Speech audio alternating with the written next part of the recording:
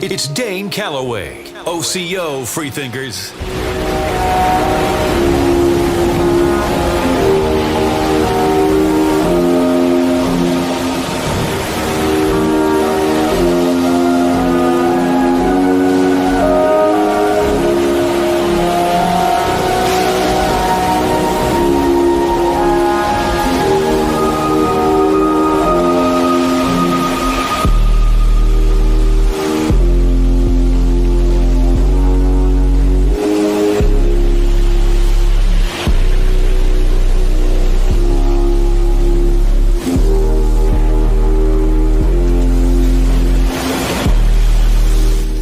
OCO Freethinkers. He's here to make you think. You're now tuned into the realest historian on the planet. It's Dane Calloway.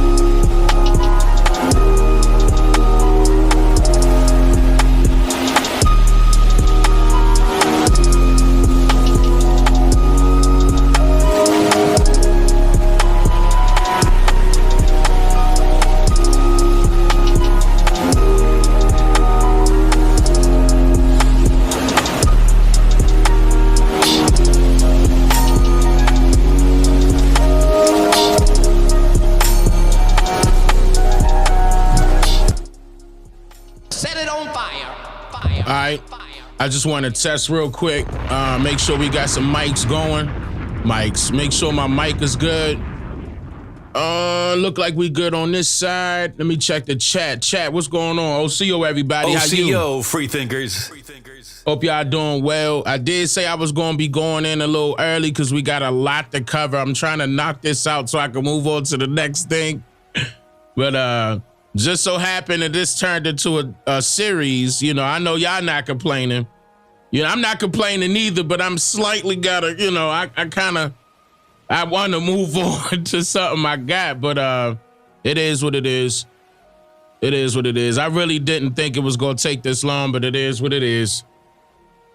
So let me double check.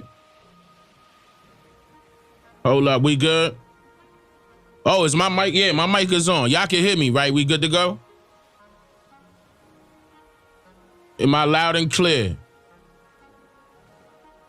Am I loud and clear? Let me know. Yep. Yes, okay, bet. OCO, everyone, I appreciate that. What up, Gary? OCO, brother. Levante in the building. Blue Dream in the building. I see you. Running D in the building. Soulful Niji in the building. Hash Brown Niji Days in the building. What's going on? Oh, it's just me in the building. How you doing, sister? Queen Bella in the building. What's up, sis? So we got Boston in the house. Hey, didn't Boston start yesterday? Now I could be, hold on, I ain't gonna lie, I could be late. I probably didn't see you if you said your city and state.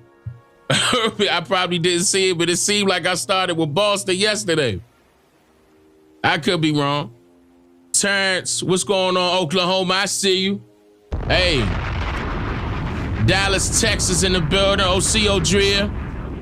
OCO Tiffany, how you? Long Beach, Cali in the building. Magic City in the, wait. Okay, my mind went somewhere else. Never mind. Miami, Florida, right after that. Miami, Florida in the building. Tennessee in the building. Chicago in the building. I'm just messing around, y'all. I'm messing around. Mississippi in the building. Charlotte, North Carolina in the building. Colorado, don't be laughing at me. Y'all, the reason why y'all laughing is because y'all know what I'm talking about. But anyway, so that's on y'all too. Hold up. Union, South Carolina in the building. Raleigh, North Carolina in the building. Rochester, New York in the building. Durham, North Carolina in the building. Duval in the building. Jacksonville, Florida. South Central in the building. Downton, Alabama in the building. Delaware in the building. Long Beach in the building. Vancouver in the building. What up? Okay. Cincinnati in the building. We got Clinton, South Carolina in the building. The Twin Cities in the building. I see you. Indianapolis in the building. Duval in the building. H-Town in the building. What up, Houston? Decatur, Georgia in the building. Rochester, New York. Hey, Gotham City. I call New York Gotham City. What up? Greensboro, North Carolina. Norfolk, VA in the building. What up, VA? What up, Virginia? Boston in the house. St. Louis in the house. What up, St. Louis? Dallas, Texas checking in. Cleveland, Ohio. Omaha, Georgia. What that say, New York City? That said Schenectady, New York. Where is that at? I never heard of that. Chattanooga, Tennessee. Hey, tell me what part of New York that's at. Where is it by? Birmingham, Alabama in the building. Northern California in the building. Charleston, South Carolina in the building. And Jacksonville, Mississippi. Columbus, Ohio. A-Town in the building. I see you, Atlanta. North Carolina in the building. Kansas City in the building. There they go. Chino Hills, Cali in the building. Liberty City, Florida. Ooh, that's a tongue twister. Liberty City, Florida in the building. That's upstate New York. Okay. I appreciate that. You must be way up there. You right there on the. You right there. You could just probably hop in the water like. Victorville, Cali. Am I lying? Can you just hop in the water if you wanted to? Bed-Stuy, Brooklyn. Hey, where Brooklyn at? There go another part of Gotham. Cleveland, Tennessee. Wow, I never heard of that. Chicago in the building. Chi-Town. Philly in the building. Seaside, Santa Cruz, Cali in the building. Riviera Beach, Florida in the building. Pittsburgh, PA in the building. Brooklyn in the house. East New York in the house. I see you. Savannah, Georgia in the house. Monroe, North Carolina in the house. Man, I see Dade County. VA, what up, Virginia? Tallahassee, Florida. Cali, Arkansas. Okay, Arkansas, I see you. Lynchburg, VA in the building. H-Town in the building. They don't say town, they say time. Like when it's going down, it's going down. You know what I'm saying? What up, H-Town? Columbia, South Carolina. Uptown New Orleans in the building. Uptown New Orleans in the building. I wish I could get everybody accent and come up over here and do everybody accent. I wish I could. Because Mississippi, I got Mississippi on lock and key. I got y'all accent. I could do y'all. I could do New York. I could do Texas. I try to do Cali. I can't do Cali like how I used to. In my younger years, I had a few, never mind. Anyway, Miami Gardens. Let me keep it moving. Hey, Terrence. Terrence, I appreciate that. And Celeste, what's going on? I appreciate that, family. Thank y'all for the donations.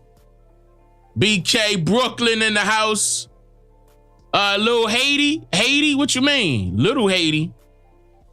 Oh, in Miami. Okay, I see what you're saying. What up, Miami? Miami Gardens right after that. Cali proper. Yeah, like that. It's like, you know, I mean, it's certain, like, I like that accent, but it's like, it's going to give me a second. Give me a few days. I got to listen to some people in Cali. I can get it quick. I can't get the accent quick.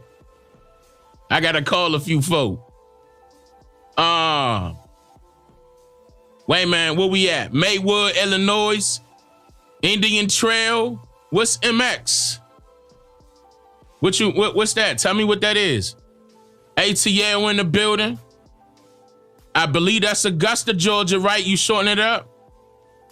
East Oakland, Cali in the building. I'm telling you, if I hit y'all with a Cali accent, it's over.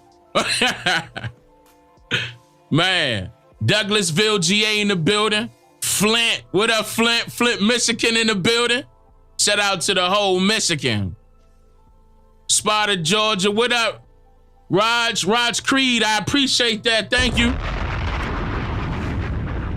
Mexico in the, you lying. Mexico in the building. Nah, I'm just playing. You could be in Mexico chilling right now. Shout out to Mexico. Houston, H-Town in the building. Oh, it's between Georgia. Detroit in the building. What up, Detroit? D-Town. Mooresville, North Carolina. Sister Jacqueline in the building. What's going on? Shaka Khan from Cali. I mean, she looked like it. Oh, MX is Mexico? Oh, don't tell nobody. I never seen it. Don't tell nobody. And I appreciate that. That's probably what y'all was saying earlier. Probably when she said Mexico. Don't tell nobody. Don't tell nobody. I never seen the address at Mexico. So, I mean, shout out to Mexico, though. I appreciate that. Austin, Texas in the building twice. What up, Austin, Texas? Fort Worth, Texas in the building? Huh? Oh, let me turn this up. See, y'all got me. Luckily, I got that on auto, but now I gotta switch the screens. I'm not gonna do that 2-minute jank. I'm gonna do this jank.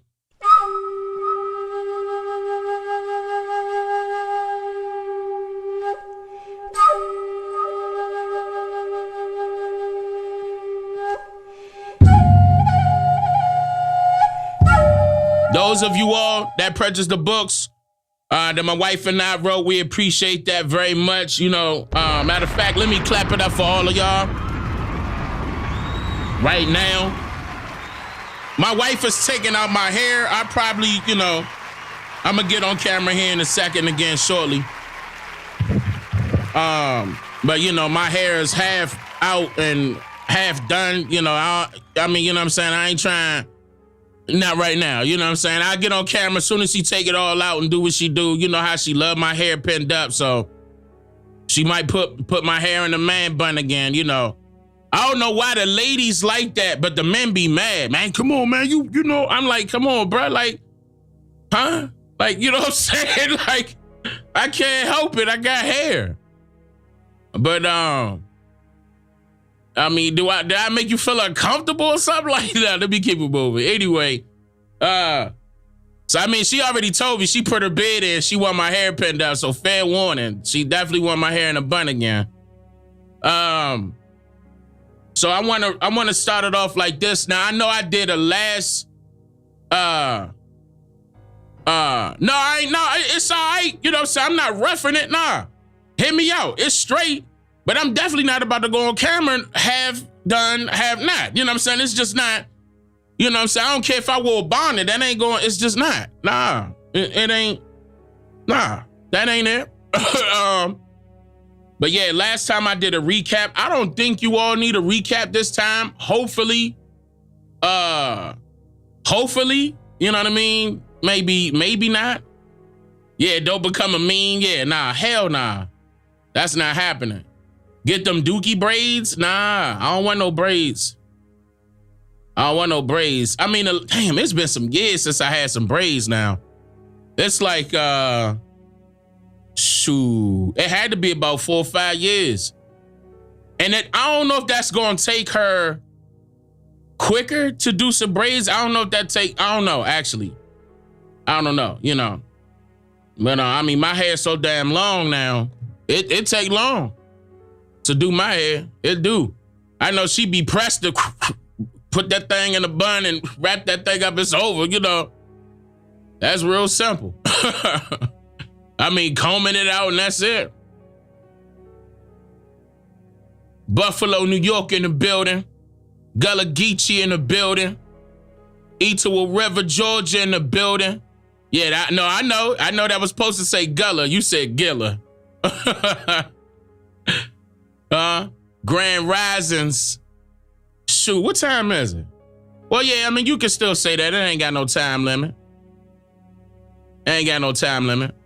The beginning stages of dreads. I mean, see, this is the reason why I don't want to do dreads, because I still want to do, well, no, I noticed that a lot of people are doing styles with their braids. I mean, with their locks. But I don't want to do locks. I want to do more than just the, you know what I'm saying? We'll see. Sometimes I might just have my hair out and just leave it like that. That feels so good when the wind blowing. That feel real good. But we'll see. You know, I might mess around a little bit.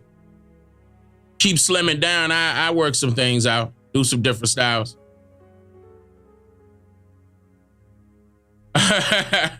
Iowa in the building.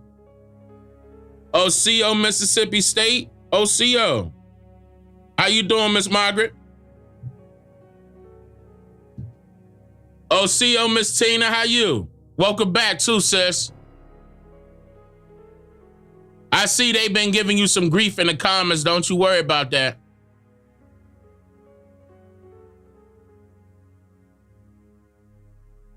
Fayetteville, North Carolina in the building. I see Cherokee. What's going on? OCO. Wichita, Kansas in the building. Brick City. Newark, New Jersey. Cleveland, Ohio. Yeah.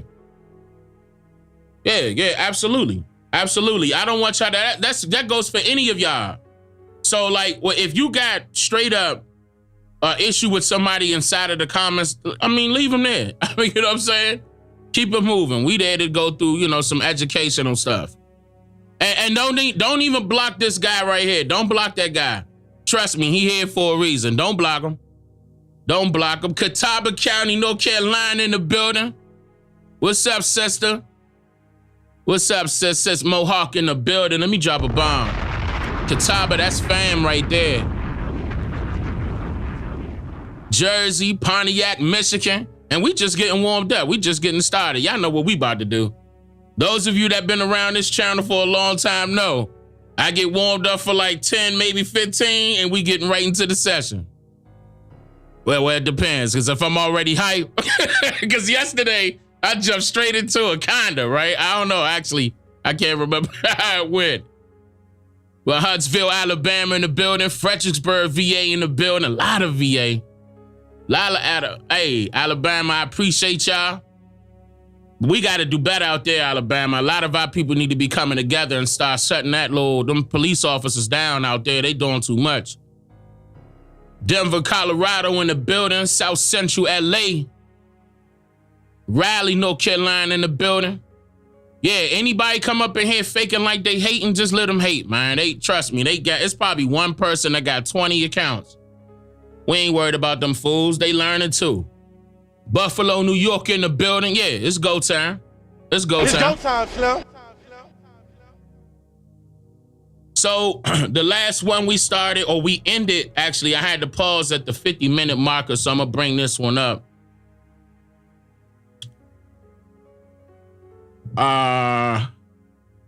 We paused it right here. Now, at this point, we were going up, man, it was so many different things that was being, brought up in here. And of course, it sparked up a lot of conversation. I hope y'all can recall what happened yesterday and the last live stream before that, so I won't have to do this recap. Because I know me. If I do this recap, okay, tell you what, this is what I'm going to do.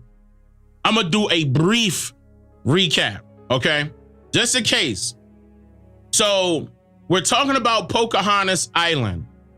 Pocahontas, I'm going to be brief. I'm going to be brief, I promise. I'm going to be brief. Hold on. I'm going to be brief.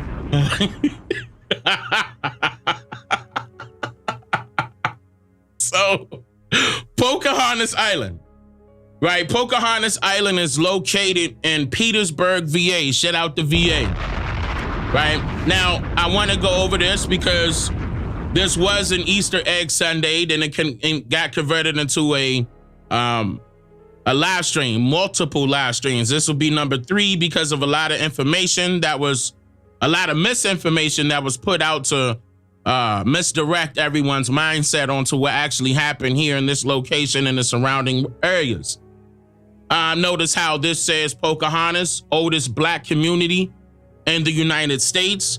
This sign was put up in the year 2003. This is a 70-acre location. And do I have yeah, I do. Hold on, let me pull it up. I went over the historic marker, and the historic marker indicates, and I'm gonna just briefly run through this really quick. The historic marker, which is located there, let me zoom this in, by the Department of Historic Resources in Virginia, indicated that this town of Pocahontas, established in 1752, became a part of Petersburg, Virginia, by the way, in 1784, which was years later. This entire story right here was written by a white lady named Mary Ellen Bushy and a Niji lady named Ann Zoller in 1994. Another thing I showed you all was, was the fact that the lady that wrote it actually passed away this past September 23. That's her right there. Also, let me briefly, I'm going over this real quick. I also showed you that it was a guy by the name of Richard Stewart, which is him right here.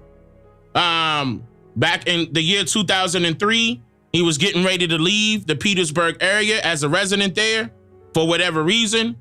And groups of so-called Caucasian people came to him with an ideology and money and a mission in which he was granted, quote, unofficial. Well, he was granted the title of, quote, unofficial mayor of Pocahontas Island. He was set there to do a job, which was to run that territory and run this museum, which was a ran down house that's been converted into this, what you see right now. And that's him. And I mean, he could be roughly between 60, 70. I was telling people about the term elder. This should not be placed on him as far as that title is concerned, because he doesn't deserve it. He's there to do a job for somebody that's actually trying to control the narrative against our people and against our wishes and what actually happened with our history, or our story rather. But yeah, of course, you know, people can change once they get a rank or title handed to them, and or if they get money handed to them, depending on what it was.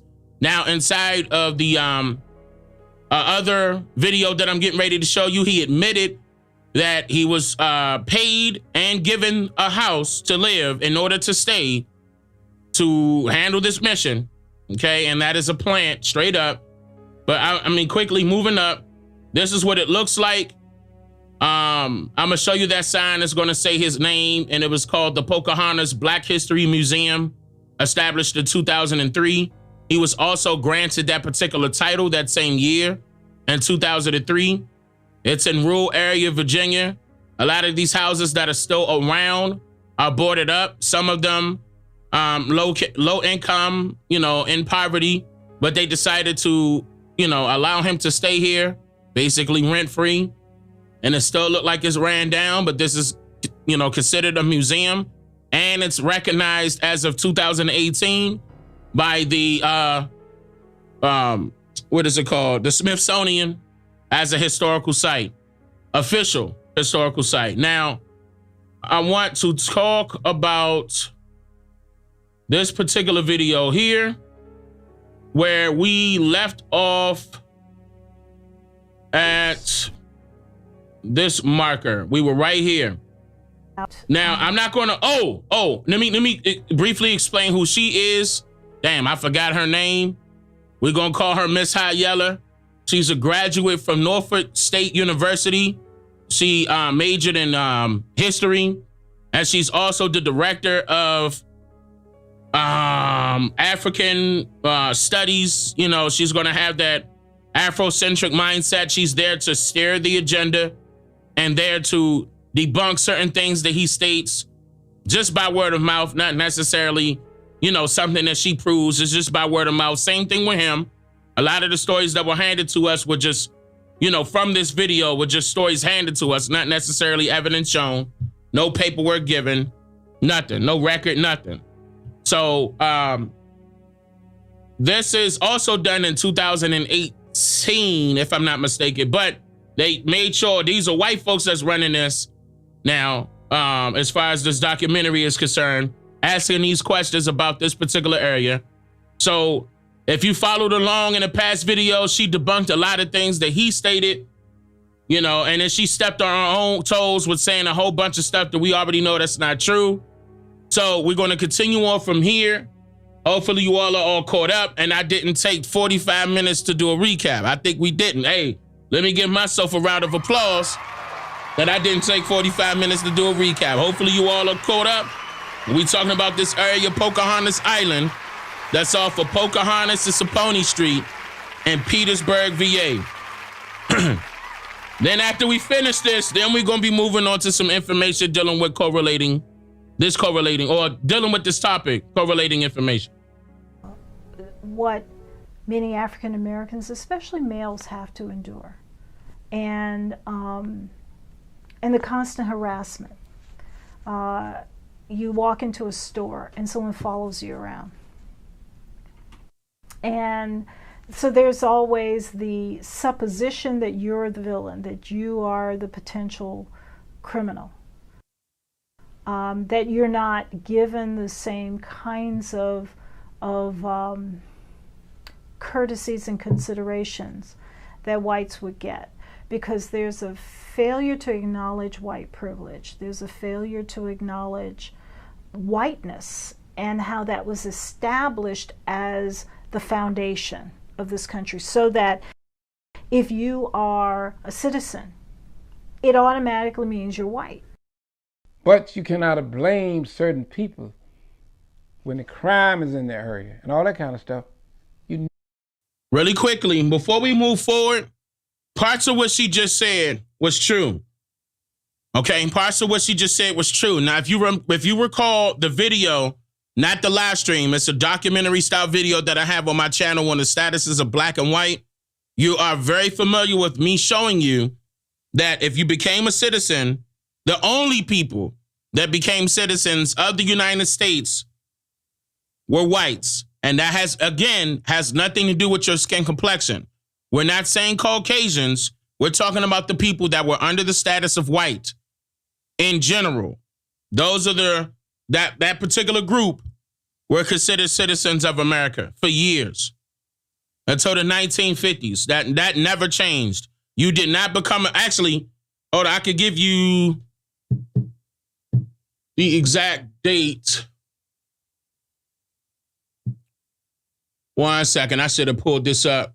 Let me give it to you real quick, though. I think that's important so people could understand what we were fighting for back then. Like, a lot of people were saying that I was wrong, for example, that our people were not fighting for citizenship during the 1960s. And I was like, bro, this is how I know a lot of the people that claim that they're, historians or researchers or whatever are fraud. Hands down, they're fraud. They're not looking up this information. They're not. And it's sad, for real. But I'm going to pull this up real quick. Um,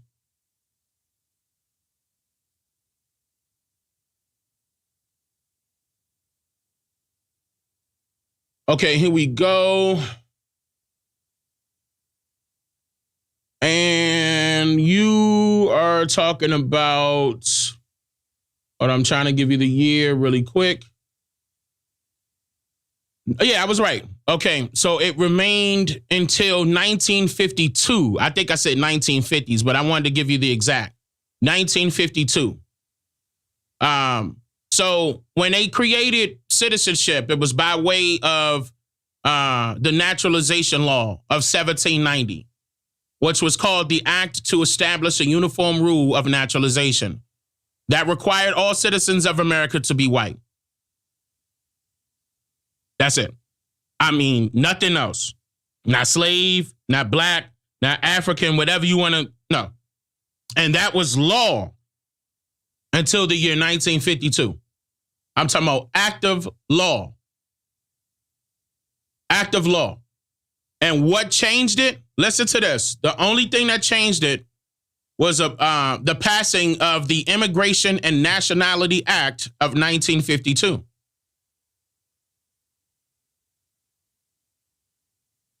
And this is the reason why that was the citizenship was at the forefront of a lot of things you saw during those so-called black-led groups or organizations or societies, whatever you want to call it, that what they were protesting about, like when they were out there for civil rights. Like, for example, they made it seem as if this was this whole thing was about civil rights. That whole movement, they even called it a movement. In fact, they said it was a civil rights movement. But that civil rights included equality, justice for all, the right to vote. That's not a civil right. And first-class citizenship, that's not a civil right neither. I'm going to say that for right there, but I'm just letting you know right now, yes, that she was right when she stated that. Now, it was a bunch of stuff that she said prior to that that was incorrect within this doc. But again, what they're going to do is sprinkle bits and pieces of the truth so it can match up with the lie in order for them to control the narrative. But yeah, as far as the white is concerned, yeah, 1952, that's what happened. Need a better life. If we want to defeat post-traumatic stress of slavery, let's take back our black neighborhoods. Make them Pocahontas. I could have left here. Pocahontas is pretty to me, but some people got to leave.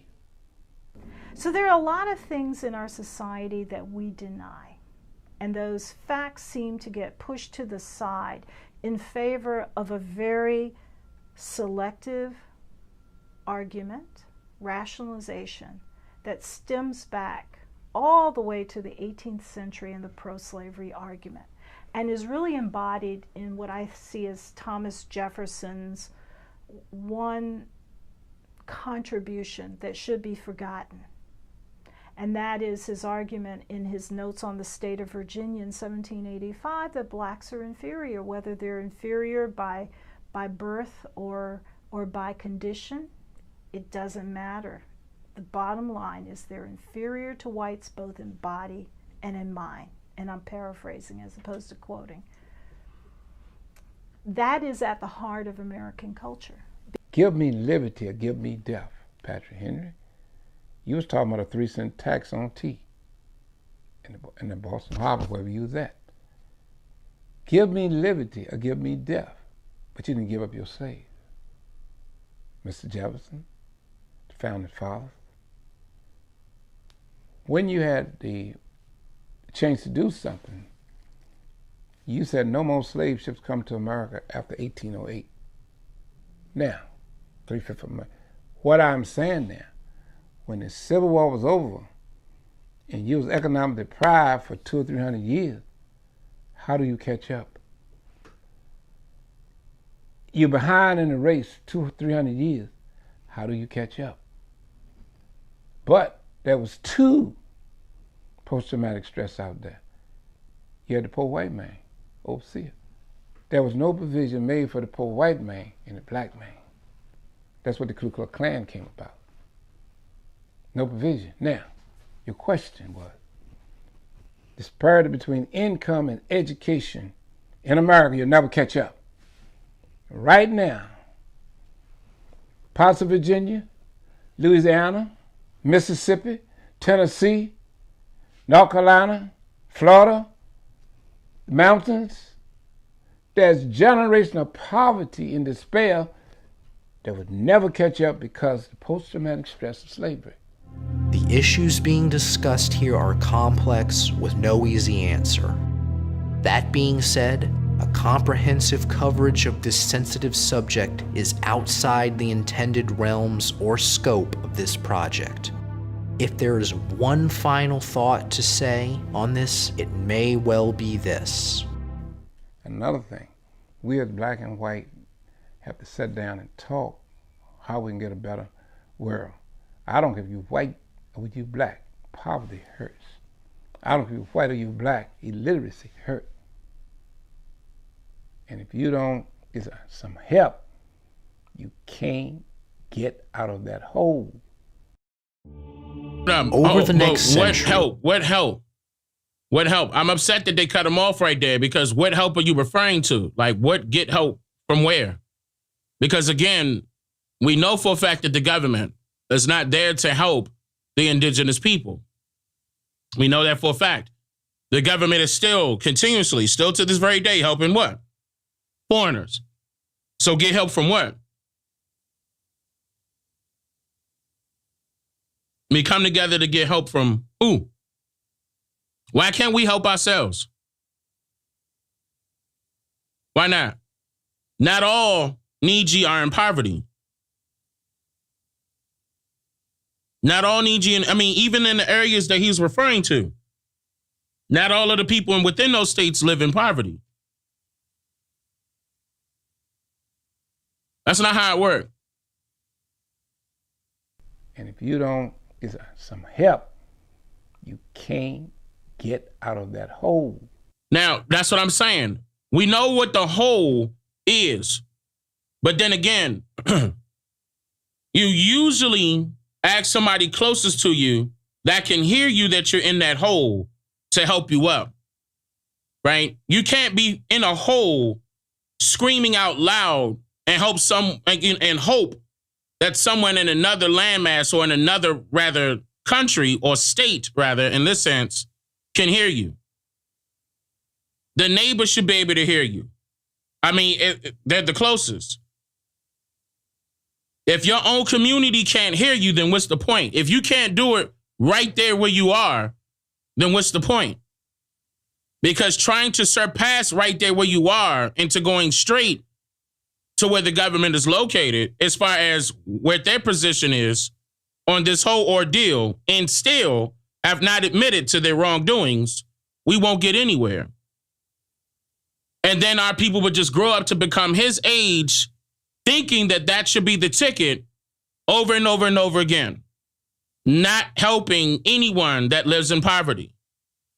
Just, stating blank statements. That's not going to help.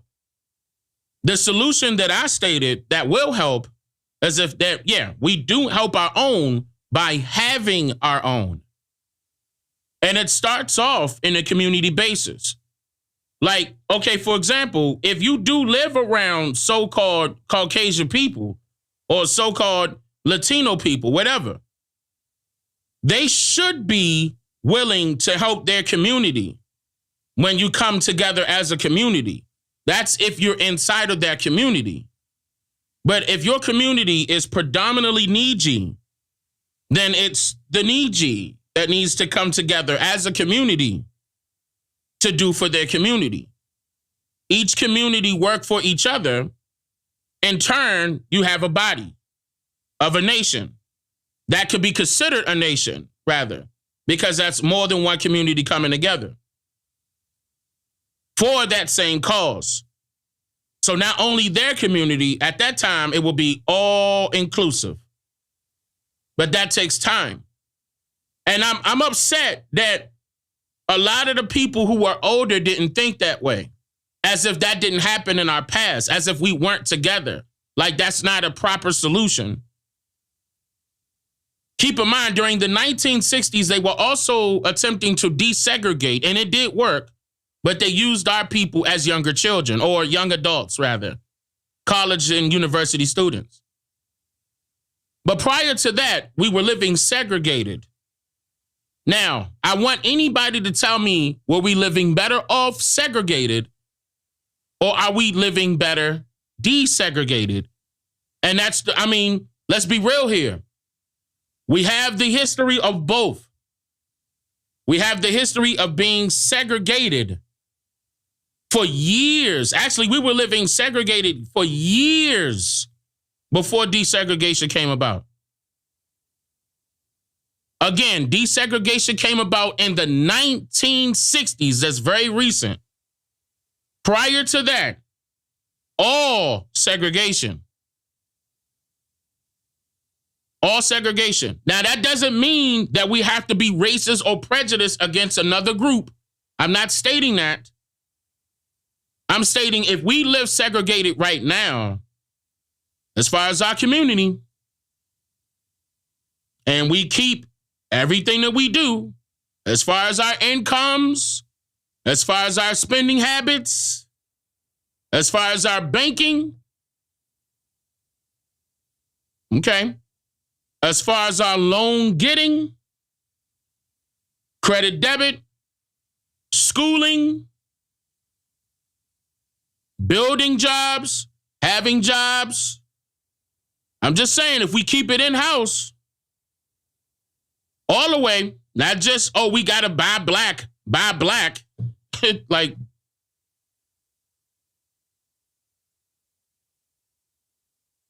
let's be for real about it. Let's be for real. For real, let's be real now. Is anybody else complaining? Any other race complaining out here in America? Is there any other race complaining about their communities out here in America? And how their communities are being ran? No. Why do you constantly see other foreigners wanting to seek asylum here in America? They want to be here in America. If Africa, and this is no knock to Africa, okay? I'm just saying, it's not. Because not all parts of Africa welcomes other foreigners. Not all of it, depending on where you go. But you could tell that Africa is not a main resource, because we have more foreigners over here than they have in Africa. The Africans, they'll deal with the Greek, the Lebanons, they'll deal with certain Chinese, they'll deal with certain ones. But they got control over their government, they got control over their incomes, they got control over their businesses. We don't. We don't have that. In fact, we let go of our position that we were in, where we did control that. We let foreigners dictate how trade is conducted. This is another reason why they created the Department of Commerce and Trade. They wanted this stronghold, their hands all involved inside of what we already had previously, in order for them to come up. That was their come up. Coming up off of what we already had established. There's no ifs, ands, or buts about it. Just because you can't Google a picture of it doesn't mean that it ain't real. Again, Google is an algorithm set by something that's already pre-existing, meaning that they don't rely off of real creditable sources. They rely off of what you're interested in. They're going off of your interests. So if you're not interested in finding out what happened before the Europeans' arrival, or if you're not interested in finding out the governments that pre-exist, this government that's here today, or if you're not interested at learning who the Niji are, it won't show you. It won't. Those type of algorithms are there to give you confirmation bias information. That is one of the biggest salesmen that you could utilize on the internet is a search engine. Because whatever you're searching, they take a note of it. So they could come back with ads that they could display to you so you could buy. Anybody that tells me they're doing research on Google and you want to debate me,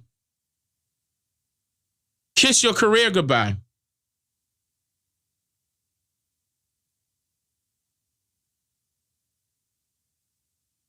It's that simple. The stuff that my wife and I pull up when it comes to this research takes time.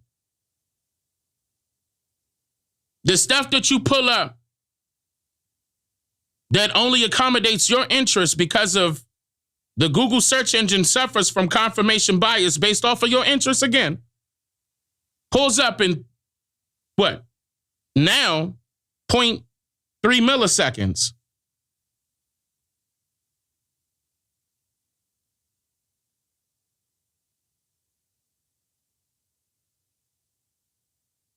So, of course, you'll find websites and articles that would agree with you.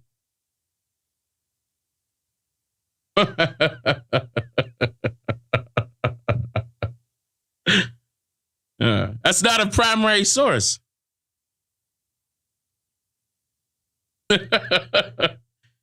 Oh, man. That's crazy.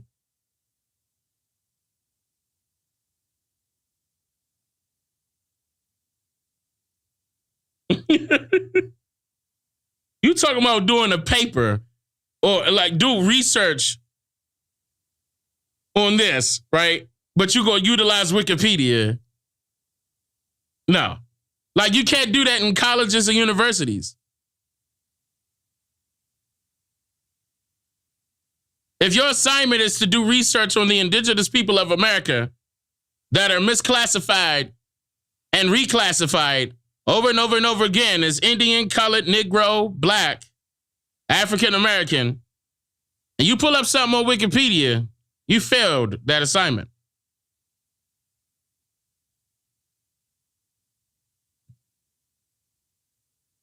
You failed the assignment. And to go back to this guy here, as far as the solutions are concerned, it's not about us seeking help from something unforeseen. Again, the government did not admit to their wrongdoings, so they have no intent to help you. When they established we the people, it was not referring to us, because if it did, we would be citizens at that time, wouldn't we? But again, I told you we were fighting for citizenship in the 1960s. So when the people were created, they weren't including us. Get that through your thick skull.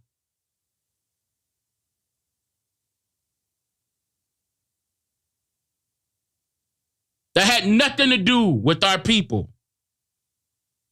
In fact, the term we the people are referring to those that worked for the government. I showed you that on numerous occasions. Not even the public. They're talking about the people that work for the government. Of high rank. Goes back to what my wife and I were showing you. Position, rank, entitlement. When they give you these titles, you think you got some type of power. The illusion of inclusion. Thinking that you got power. Thinking that you all included. That's an illusion. Soon as they finish with you, soon as your job is done, they cutting you. As soon as his job is done, they cutting him. That's it.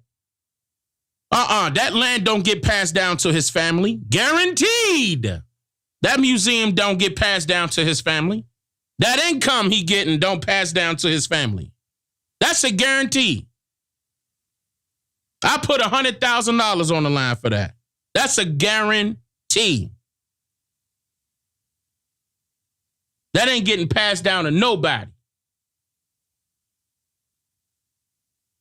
Not of his family.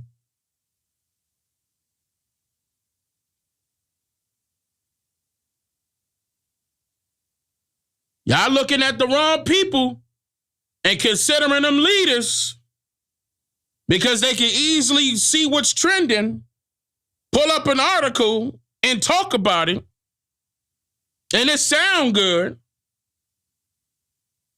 Man, that sounds so good. I enjoy it myself. That's a leader right there.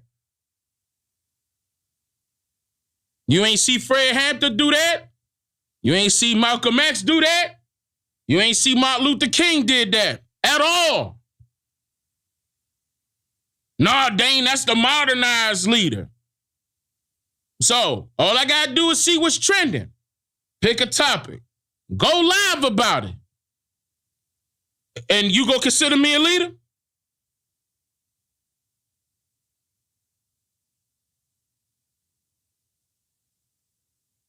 Again, those of you that be like, well, what about the, I'm going to just say this one more time, and we going to move on. Those of you that are out there like, Dane, what do we do with all of this information that you provide? You comprehend it. Because we can't get to the next step without you knowing this information. That's why it's so important. Because everything that I'm talking about right now affects us right now. Even if I'm reaching from the past to tell you your story. Because it's still happening right now. That's why. None of this is a waste of time. This is getting to a point. The point is we need to hurry up and know this so we can get to the next point. What's the next point? What'd I tell you what it was? Starting from the bottom up to bring ourselves from the bottom up on our own. It's that simple. It ain't hard. Don't you down it. You don't want nobody to down your religious faith, so don't down our people. Have faith in you. They want you to have faith in something unforeseen. What about yourself? You can't look yourself in the mirror and say, I got this today. That's against your religious belief, your religious practice. They don't want you doing that. They don't want you believing in yourself. Actually something you can see.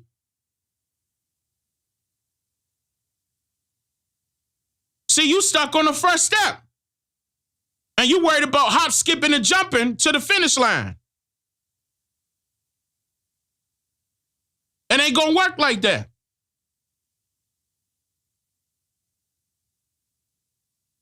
I told you this is a game of race, and we in the back. Them other folks already got head starts on us right now. They not complaining about what's going on in their communities, are they? Are they complaining about their pay and how much they getting hit in taxes?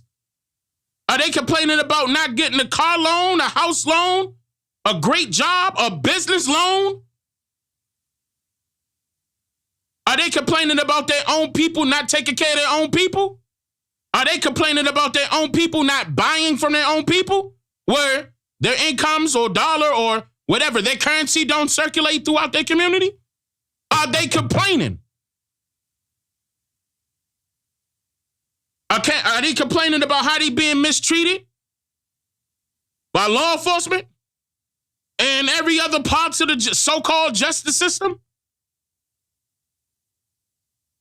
that's being ran by foreigners that derived from the British government?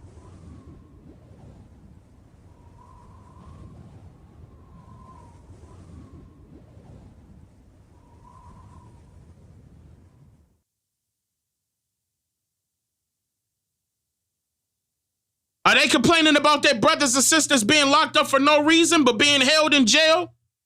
And again, justice is not served for the right people that should be in there, but they just gonna leave that person in there knowing that they're innocent?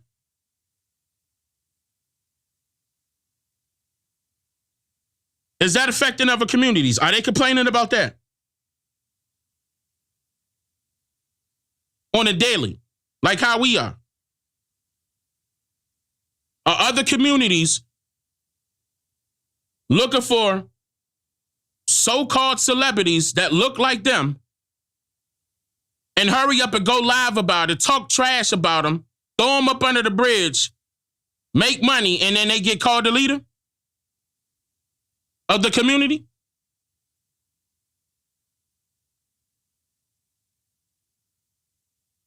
Do they make songs about killing their brothers and sisters? And that's tight because that bass line go. I like the way he or she said that. That's nice. Yo, I could agree with that. That's facts. I'm killing it. That became the norm for our communities, but not nobody else. You don't see that there's an issue?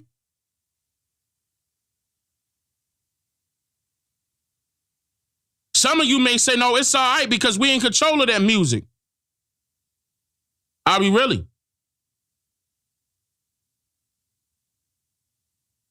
There's always somebody else in control of something that we create. There's always somebody else that's in control of something that we create. Talk to him, man. Talk to him. It's always somebody else.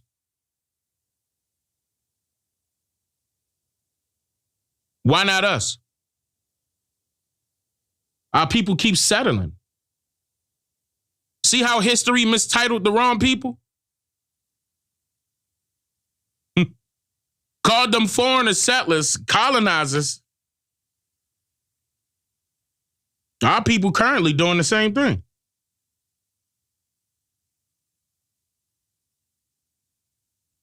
Concurring to being colonized and concurring to settle for whatever a foreigner will hand them. This is sad. Ain't nobody communities having these type of conversations because they're not going through these same issues. Like we are. Our people are tired of being sick and tired. The only way things could change is not only because we want them to, but when we put into action. And some of you out there thinking that the action has to do with getting rid of some people, unaliving people. I'm not saying that may that may not be an option, but I'm just saying that don't got to be the first thing. But dang, we got to have an army. They got an army. No, they don't. It say United States Army, but they being paid, ain't they? You mean to tell me if we put our best sharpshooters together and pay them, we won't have no army? Quick! Remember, you had somebody a title, a rank, a position, or some money. They gonna change, ain't they? They using that tactic. Why don't we use that tactic for the benefit of us? For a benevolent reason. But we can see the benefits. We can reap the benefits. Why not? Have we tried it? No. Have we ever tried to go back to segregation? No. So with this guy right here stating, we got to reach out for some help, that ain't the solution. Without you indicating where we getting that help from. Again, it ain't gonna be the government. It's gonna have to be our own. And, you know, we got to use the unifying or unified part loosely. Let me tell you why. Not everybody going to be in agreement with starting fresh. If that was the case, everybody would have a business right now. If that was the case, everybody will move where they're located and move to a different state. If that was the case, they'll quit their job right now and bank on themselves and create their own business. Not everybody going to agree to a fresh start. Some of them afraid. Some of them don't know how. Some of them want to wait and see it first so they can believe in it. See how they don't treat that religion that they practice the same way that they do in real life, or to themselves in real life, or their own people in real life? You hold that the religion higher than your own people, than the belief in your own people that we can actually do something. Ain't no other community doing that.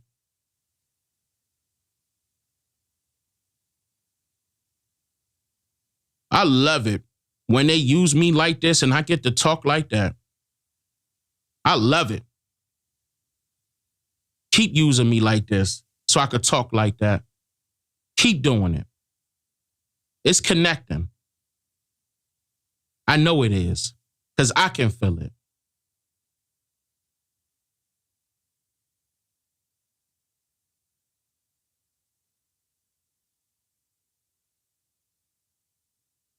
Everybody's saying time running out.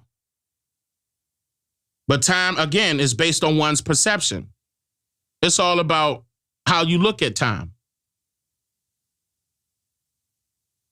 For example, December 31st going into January 1st, they got us thinking that that's the right time.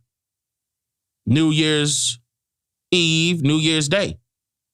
It's going to go from 2023 to 2024. Did we come up with that? They saying that it's 8 o'clock Eastern time, 7 o'clock. Look. 5 o'clock in the West. Did we come up for that? Did we come up with that? No. Just like we ain't come up with Indian, Negro, colored, black, nor African American. Again, these are ideas just agreed upon. So when you tell me that we can't do it, and I tell you that we can,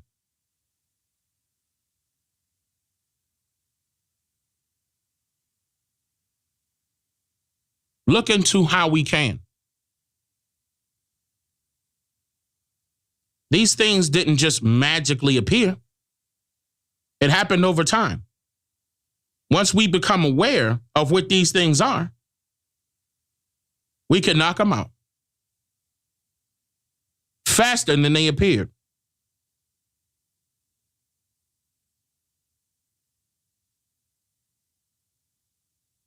It ain't gonna take long. It ain't gonna take generations after generations. The generation that was scared, they listening. The generation that's ready, they listening too. Again, I'm providing this information so we can move on from listening to doing, to action. I gave so many things how we could do it. So many different ways. Don't turn your nose up when you start seeing next year come in and you see me doing this and that and the third. Don't turn your nose up.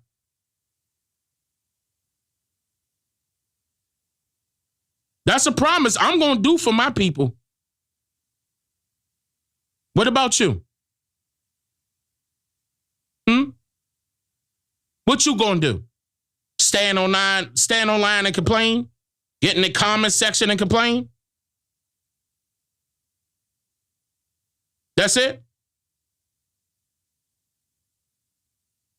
Nah, but I don't know what Dane, we African. You going to make a video about me and complain? You ain't visit Africa one day in your life? Especially not the part that they saying that you came from?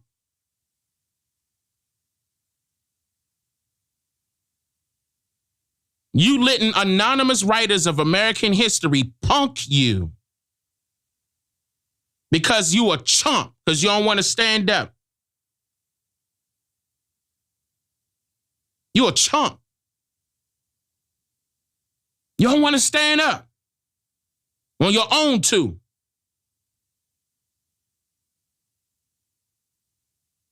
got the nerve to say that we got it from a white man, when that whole out of Africa theory came from a white man. The whole slave trade story came from a white man.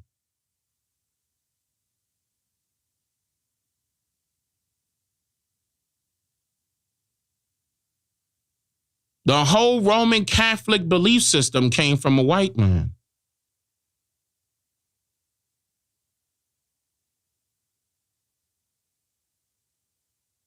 And guess what they had you worshiping?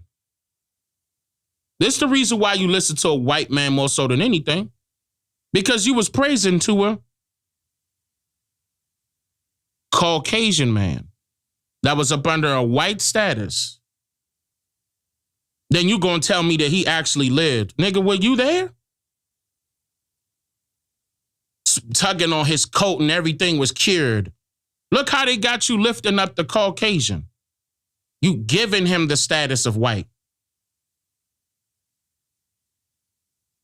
You handing him the power. I could go to any Niji church right now, guaranteed their picture of Jesus is Caucasian.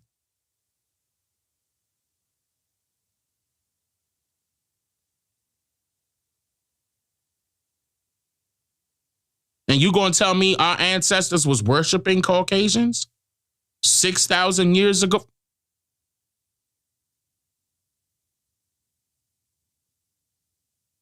Stop it. Stop.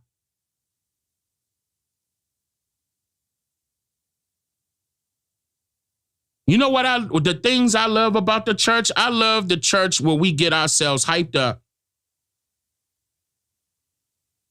We screaming and yelling, singing and dancing, enjoying ourselves. But that's the same thing I said about the music clubs that I went to.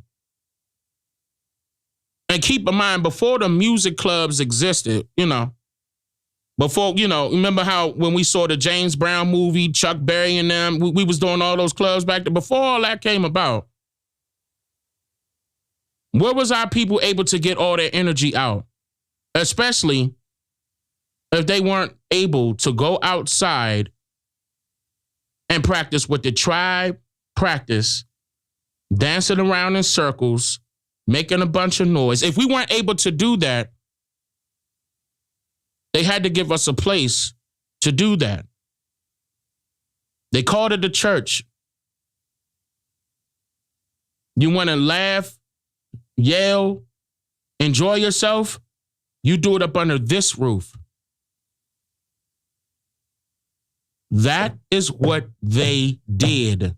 If y'all don't let that click, I don't know how else I'm going to be able to explain it to you. Because again, the Spirit is working through me to tell you the best way that I can. I'm trying not to use foul language. I'm trying not to yell. I'm trying to tell you straight up what happened to our people.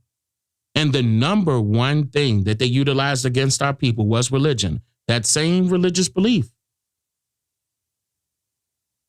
That don't mean I don't love you. That don't mean I don't care for you. Because if I ain't love you and I ain't care for you, I wouldn't have told you that. I'm a historian for real. I did the research for real.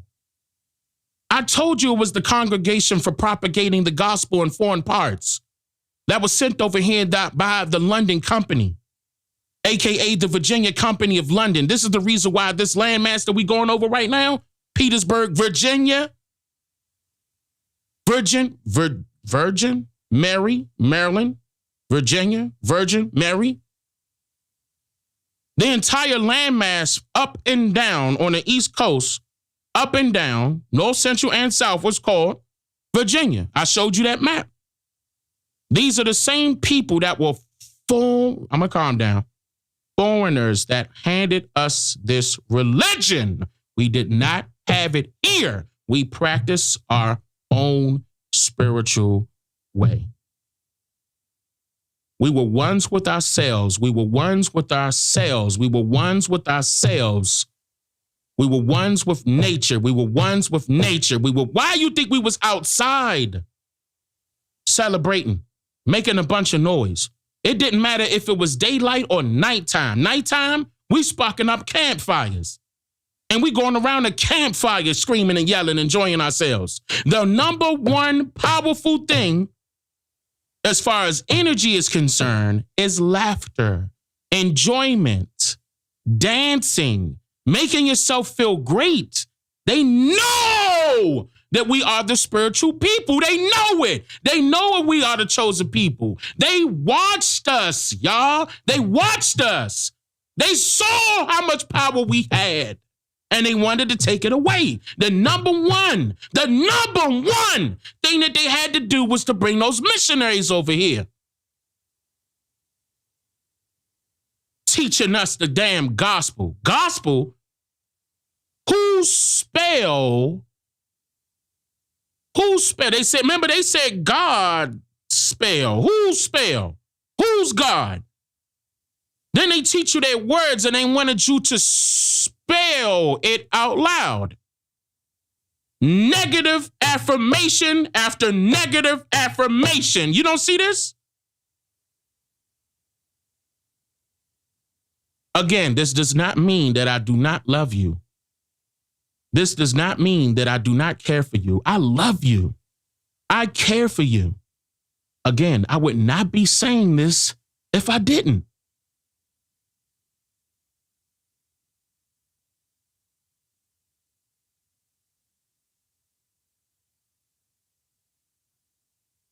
Our people were led astray by foreigners and, of course, by our own people.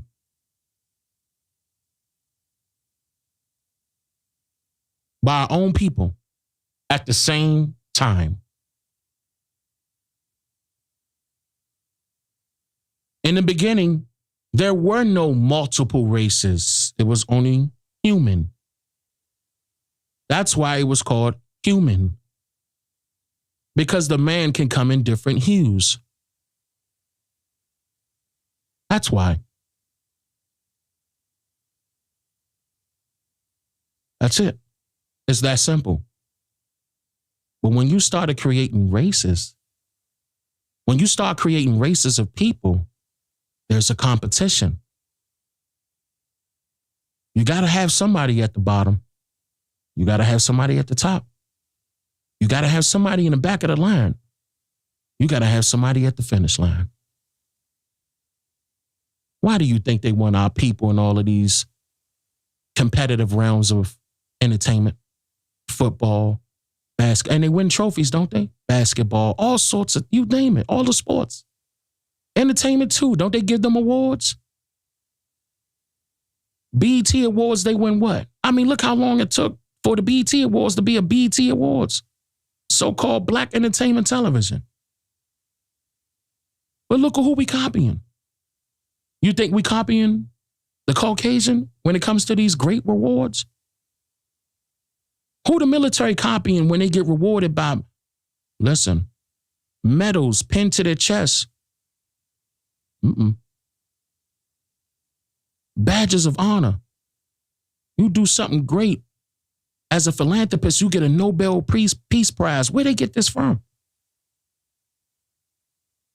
Because our people were so accustomed with rewarding each other with great gifts and drastic measures, whether if it was from having to go out there and go get that gold and shape it up the best way that they can, or go out there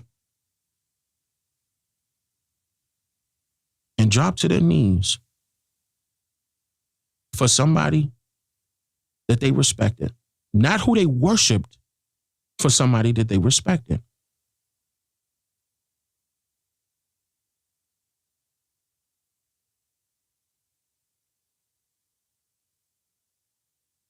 Somebody needed to hear this tonight. I'm glad I was able to get it across without, I'm trying not to yell. I'm trying. Because the passion that's built up in me, y'all, I'm trying to tell you. I don't know. Y'all don't understand. I'm trying. I'm trying my best to hold my composure so you could really hear what I'm saying to you. They did a number on our people. Who was they? Foreigners. The government. Making it seem as if we are less than anybody else. And the borders are wide open for that reason. How come they ain't letting no more Africans in here?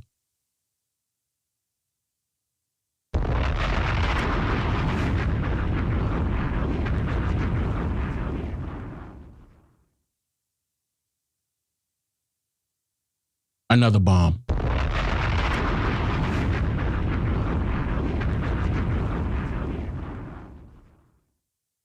Another bomb.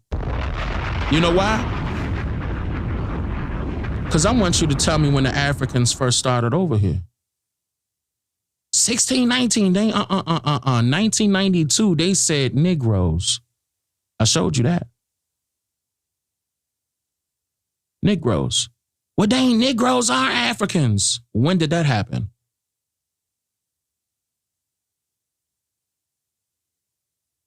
So if I go to somebody that speak Portugal, or Portuguese rather, or if I go to somebody that speaks Spanish, and I ask them, hey, does Negro in your language mean African? Are they going to tell me yes? Or are they going to tell me no? It just means dark. Are they going to tell me yes? Or are they going to tell me no? It just means dark. Again, a play on words, handing titles. Handing somebody a title. And you fell for it. And then they threw it in a couple of books that they created and told you, no, Negro means African. And not one time did the U.S. Census mark us down as Africans. Not one time. Not one time. Why come up with a name that came from the Spanish? If you the British America, if you British America, and you sparked up the U.S. Census, why would you take something from the Spanish and say, here go y'all label, y'all? Number one, that exposes that they weren't speaking English. Some of y'all saying that we got English from Great Britain and all the rest of these other places and Europeans. What's a peon? What's a peon? Low rank. Peon. Euro. Ain't that their money? This person will make low money because they are of low rank. And whole time you holding up the Europeans high. And it was always the total opposite.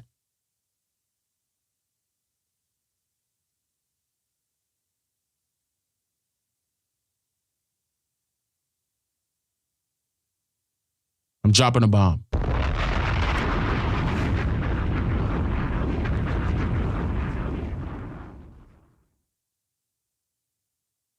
You need to become the alpha again? Wake up. Over the next century, the island rose and fell with the times. The steel industry dried up in the early 1900s, causing many residents, especially young people, to move away. World War I saw another huge depletion in the island's youth and future. But much like before, the community endured. It is here in the early 1960s, Mr. Stewart's life began, perhaps by destiny, to be tied into the island. I felt unwanted by history. There was a thing, and if you were related to Sally Heming, Betty Heming, towards Jefferson, it looked like your history didn't have no meaning. That's where we fell over here. Well, then I didn't realize, even though I heard it, but they always talk about other free Negroes, other free this and free that and so forth. I did not realize how rich my history was till I went to Richmond. and I went into the library in Richmond, and people helped me. I think when I went to Washington, D.C., August.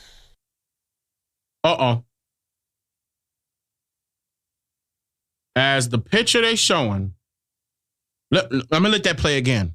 I'm gonna let it play again. Yep, look. Your history didn't have no meaning. That's where we fell over here. Well, then I didn't realize, even though I heard it, but they always talk about other free Negroes, other free this and free that and so forth. I did not realize how rich my history was till I went to Richmond. And I went into the library in Richmond, and people helped me. I think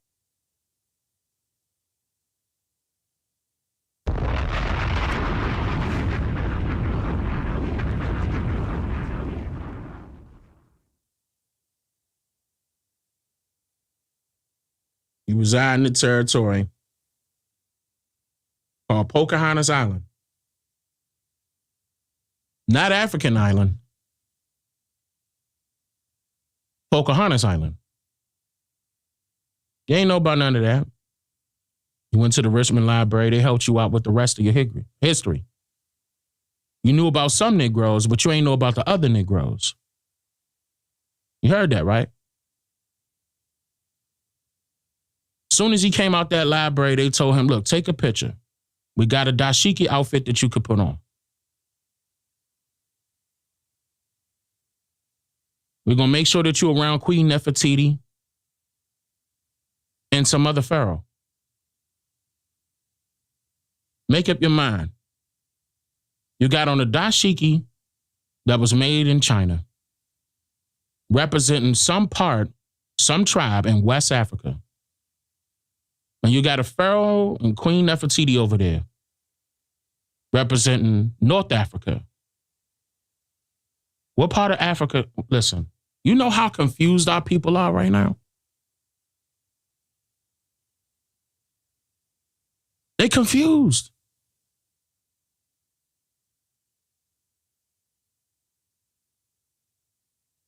They confused.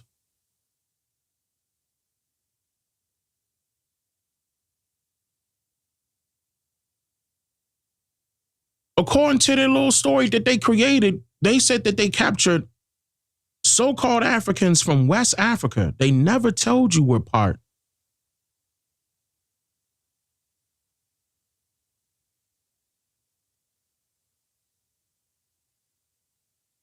What tribe are y'all picking that wears dashikis made in China?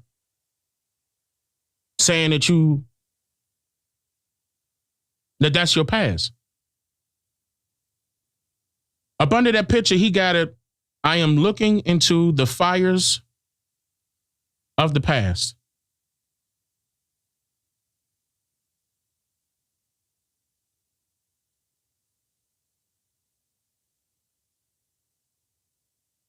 A lot of y'all people will say these are agents. I'm going to tell you these are plants. The reason why I say plants is because they're inserted in particular areas and fed water in hopes that it will grow. Roots to people surrounding that plant, so it could be spread amongst that community. Again, you don't have to believe that our own people will sell out our own people. But I'm going to tell you that, yes, our own people sold out our own people. Again, it could be for a title, rank, or money.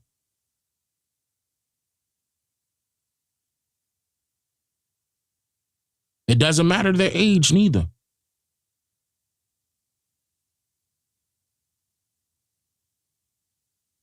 It doesn't matter. This is sad. And I'm telling you, people all over the world are laughing at us. They always say that they don't know their history. They always trying to culture vulture, blah, blah, blah. That's their words.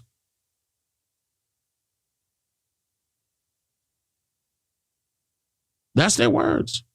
And then they was making fun of you that you latched onto certain pseudoscientists, their take on trying to figure out where they came from, and then turned around and said that, nah, y'all the African because y'all look alike. So you mean to tell me just because we look like Africans, that we don't look like Asians? We don't look like Hawaiians? We don't look like South Americans? We don't look like Central Americans? We don't look like East Indians? What do you, how come we not called all of the places where people are located? Because we all look alike as far as facial features are concerned. But where we're not alike at is our origin story.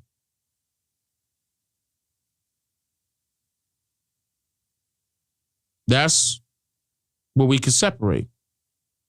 Again, we're not called Australian Aboriginals. There's some people out there trying to call us Abos, and that's what an Abo is. An Abo is an Australian Aboriginal. They're trying to pretend like that's a derogatory statement when that's actually used to call Australian Aboriginals Australian Aboriginals. It's just a shorter version.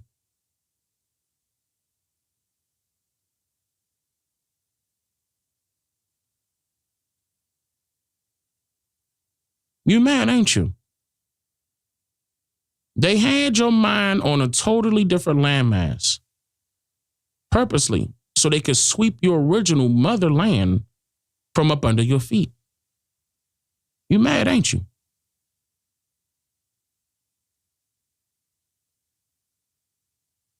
Again, near one of y'all that be wearing dashikis, including Mr. Delay himself, Jermaine Shoemaker, a.k.a. Umar Johnson, that allegedly got a doctrine, not in history, not in African studies, but it was supposed to be psychology.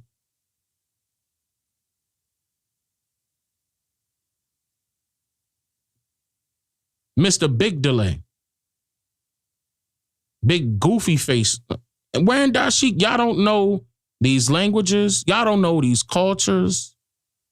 And you definitely don't got no connect in any part in West Africa to import official dashikis from. You are ordering them offline where they are made in China, just like everything else.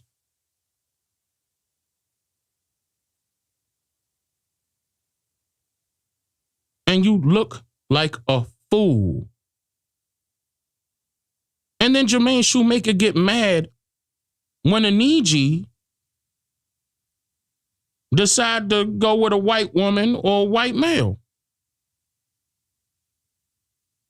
Correction, decide to go with a Caucasian woman or a Caucasian male.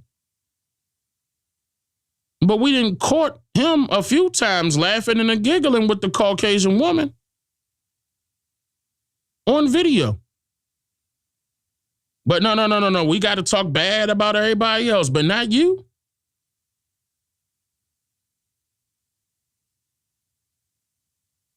Big delay, right? Maybe won't ever happen in his lifetime. School ain't open yet. What they gonna wear? Dashikis? What's gonna be their uniform? They gonna look like this in their graduation picture? You gonna teach them the tribe they came from in West Africa? You gonna say everybody came from Ghana? Huh? They stole us from Africa, Dane. Who was they? The white folks, the Europeans. So a slave, slab,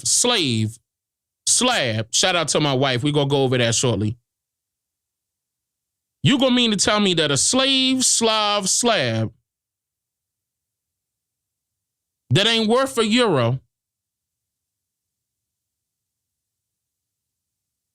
gonna somehow get together with other peons, hijack a boat that was made by the Portuguese called the White Lion. They'll know their way to West Africa, but they're going to find their way somehow to West Africa. Ain't speaking a bit of Kenya and none of the rest of them languages over there, but they're going to communicate with some folks over there and be like, that's them. We going to take them, throw it on the boat we just captured. We just stole. And we going to bring them to a whole nother landmass that we don't know about, called the New World. And we going to set up shop right there.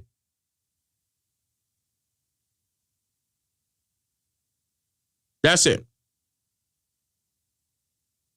And we going to tell them that they Negro, African, we're going to tell them whatever we want to tell them. And they're going to believe their origin story. And they're going to believe that we won the wars that never existed. What war? What war? What war took place that enabled these foreigners to capture West Africans? That's how you debunk the out of Africa theory right there. It's real simple. Why you think Umar Johnson's scared of me? Why? Why you think? He don't want me to tell his crowd that. They're going to question him. Yeah, Umar, what war did take place? It's over in 5 seconds.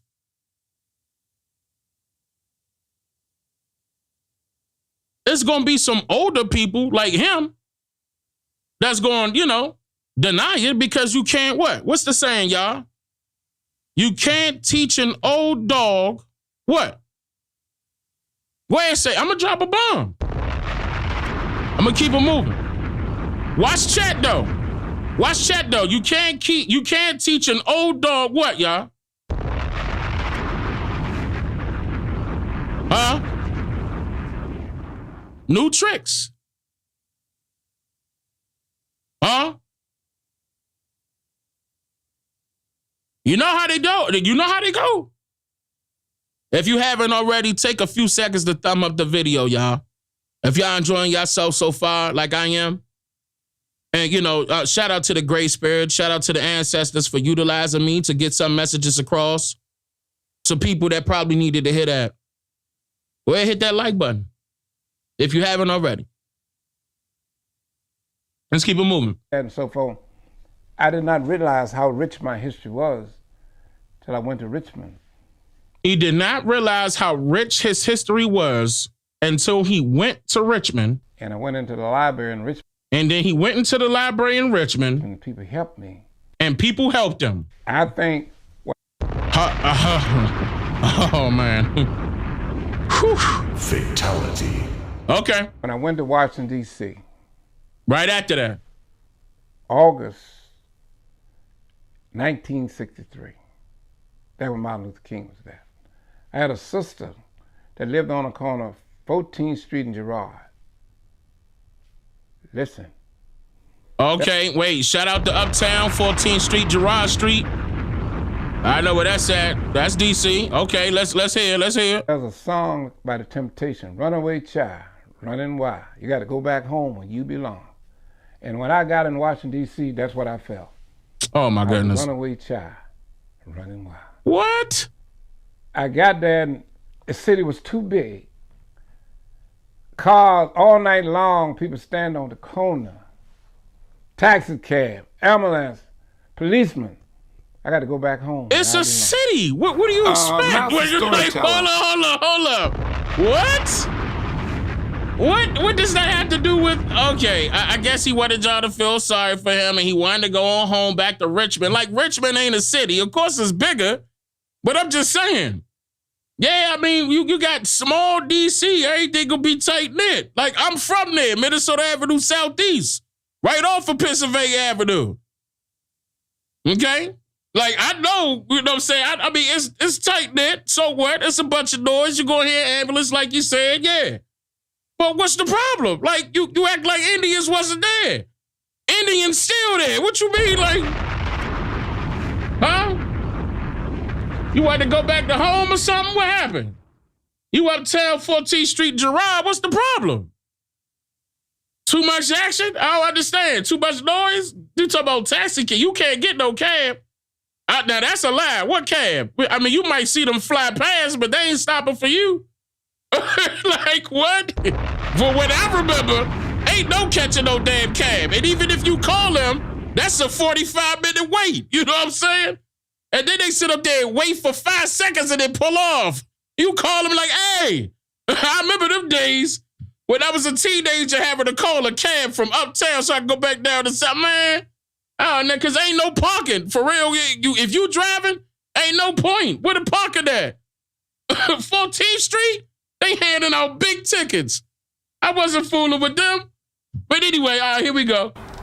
Is a person has a gift for telling, well, you ever heard of something they call a guru in Africa? Mm-hmm. I was informed, I was very involved in Liberia, Africa once.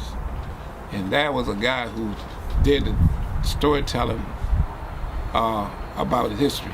He told me, work on it. Become a master storyteller of my people's history and I would prosper. And that has been true. So, Whoa. You snitching on yourself. Yeah, y'all don't see that he's snitching on himself? night long, people stand on the corner. Taxi cab, ambulance, policeman. I got to go back home where I belong. Master storyteller is a person who has a gift for telling. Well, you ever heard of something they call a guru in Africa? They call a guru in Africa. Okay. I was informed, I was very involved in Liberia, Africa once. You was very involved in Liberia, Africa once. Never told you why, never told you how. It's going to keep it moving. And that was a guy who did the storytelling about history. There was a guy that did some storytelling about history. He told me, work on it. Become a master storyteller. Work on it. Become a master storyteller. Earlier in this documentary, he told you that he got his information from his good friends, which were Caucasians. Now, later on in this documentary, he's telling you of an unnamed guru, in which the Caucasians were unnamed too. And look, hold on, wait a minute. Let me point this picture out too, because, all right, okay. Richard A. Stewart, master storyteller, Pocahontas history. Y'all? So are you trying to tell me that a so-called African guru told you to work on your Pocahontas history? Hold on, and become a master storyteller of Pocahontas history in Africa. And right after that, you gonna wear a whole nother dashiki made from China, and right behind that, indigenous quilt made in America that's draped around a chair. Y'all know how grandma used to do this now. Remember they was talking about the quilts earlier in this video? Y'all remember this from last live stream? That's one of the quilts that's draped over a chair. That whole time he got on a China dashiki outfit, talking about an African guru telling him to work on the Pocahontas history for him to become a master storyteller. And here go his picture. Do you believe in this thing? All right, whatever. Of my people's history and I would prosper. And that has been true. So I have learned so much about our history, and older peoples in this area pass history on to me. Okay. That's the duty, to pass it generation to generation, pass it on and on and on. So I, from a child until they died, they told me the history And I remember, that's a master storyteller. Okay. I heard a saying once that, and I'm paraphrasing a little bit, it went like, when a storyteller passes away, it's like a library burning down. Do you Worse than that. How's that worse than that? It's unrecorded history that will never be told. Right now, my daughter should be here. That young lady should be here. There's things that I know you won't find in the book about the hills of Colonial Heights, how the Civil War was fought up there, lynching in Petersburg, culture. I know it. It's been told to me from childhood. Isn't in no book about things, and that's it, just the way it is. Just like on this island here, religion on this island. One of our prominent religion on this island was voodoo. You get what I'm saying? You don't know about to talk about voodoo now. Oh, no. No, he didn't. Yes, he did. He said one of the primary religions that was in Petersburg, Virginia, was voodoo.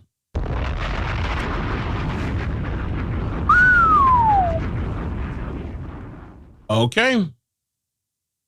Again, this is a plan. On this island here, religion on this island. One of our prominent religion on this island was voodoo. You get what I'm saying? You don't know about to talk about voodoo now.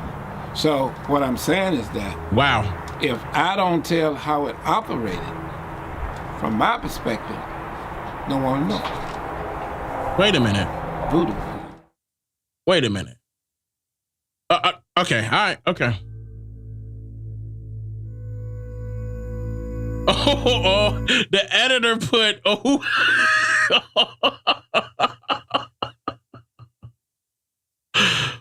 Okay, all right, I'm gonna leave that alone. That's kind of, they throwing shots whole time. They thought, whoever made this doc throwing shots. That's crazy. In 1971, the city council rezoned parts of the island for new use in industrial development.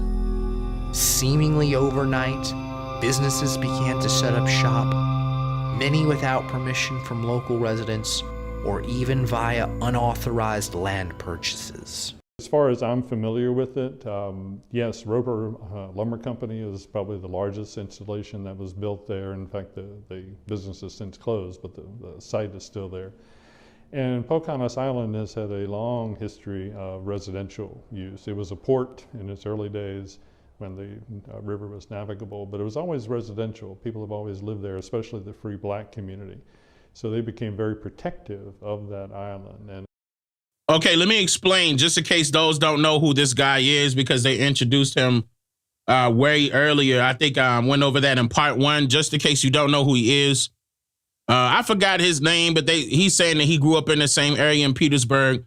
But he is the director of Virginia's, not prehistoric, preservation project.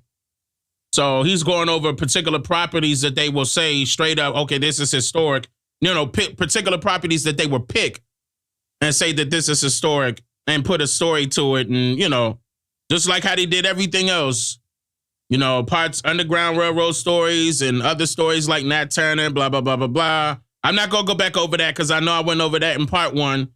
And a lot of the stuff is a lie, but they're going to run with it anyway because they came up with this as a society up under Virginia's Department of Historic Resources, also up under Virginia State, as far as their government is concerned. So they got a little ring running around, and yeah, they in charge. These same old Caucasians that we talking about, in charge of who is what and what is who, and also writing a story. Hands down. There's no ifs, ands, or buts about it. as it became more commercialized, there was a bit of a backlash against that. So when you look at what people want, Pocahontas is a beautiful place, looking across that river and all that kind of stuff. But once you get them in, you can't get them out. Believe me. It's a valuable piece of real estate. I mean, it's accessible from the land, but it is more or less an island. So I think they maybe have a justifiable concern that other people are eyeing their space and not necessarily to become part of the community, but to change the community. The rise in living costs became so great, families could not maintain an upkeep, and nearly 250 people were threatened with the very real possibility of eminent domain. Does that sound familiar? That happened everywhere, not just across 85 South. Didn't that happen everywhere? Hold up. It ain't just happened in Pocahontas Island. It happened everywhere our people were so they can have that real estate, right? I'm not going to go into it because the majority of you should know that that's what? Gentrification, which turned into what? Urban removal, urban renewal. They're going to remove you from the spot where you were and put you in the what? Ghetto or reserved location that they feel as though will fit you. While they take on the riches that you built up in a particular area in which you initially resided in. Notice how they're not talking about the businesses, none of that existed, that our people owned. But he just confirmed that real estate became so rich. Why is that? Was that randomly done? Did that happen right up under our noses by you turning up a knob and the volume went up? The value went up?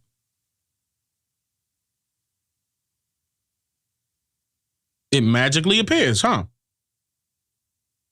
This happened everywhere, not only in the state of Virginia. This happened all across America. We're going to hear this a lot. And then when you don't leave, you know they're going to do something to you to make you leave, right? We know they're controlling the weather. We're going to get into it. Hold on, here we go. Neighborhoods torn down and taken away, including the very house Mr. Stewart was born in. The city of Petersburg had a person on there wanted to zone Pocahontas commercial island. They wanted to whole island, Roper Brothers. They wanted to get rid of us. We could not improve our houses. We could not do nothing to the houses. Even though the house that they gave me was show up house and so forth. Yeah. But other people could not make repair on the property.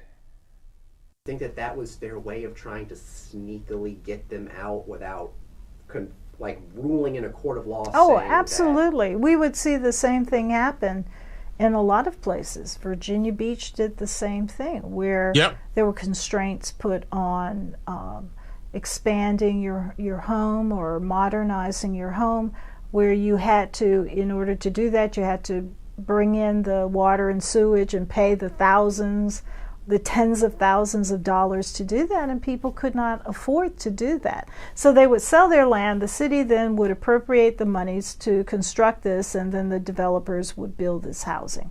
So yes, I think that there was definitely a push to use the law to push people out. And it's not just blacks that they do that to, it's anybody whenever there's a piece of land that's coveted. Land. Yes. Here she go. They get that backdoor politics. Yes, yes.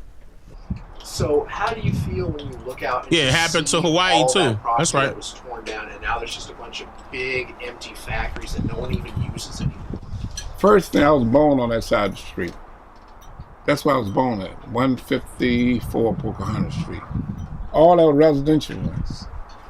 And what had happened, a lady owned that property, and a man named Davis. Mr. Roper was able to buy that property and told us, it's okay, we're not going to move. He said he's not going to move us out of there. The flood of 1972, he was down on the lowland. He decided he was coming up on the highland, and he tore them houses down. Now, you say how I feel about it. Now, I went to city council about 2 weeks ago, and I spoke about the blight property on exit 52. When you come off of that, why do we have to encounter that type of blight property in Old Town, when Old Town is the most beautiful part of Petersburg, and that's the worst looking part of Petersburg, the front door of Pocahontas? This is what remains of the Roper Brothers lumber factory. And this looked like a lot of other states. It sits alone, derelict and abandoned. 4 years after the initial move-in, the residents won a victory. The city ruled that due to the island being a historical district, no new commercial structures could be built. But by doing so, they could no longer afford the upkeep necessary to maintain their properties. So it backfired. That's purposely done. And do you know what's going to happen next? Watch.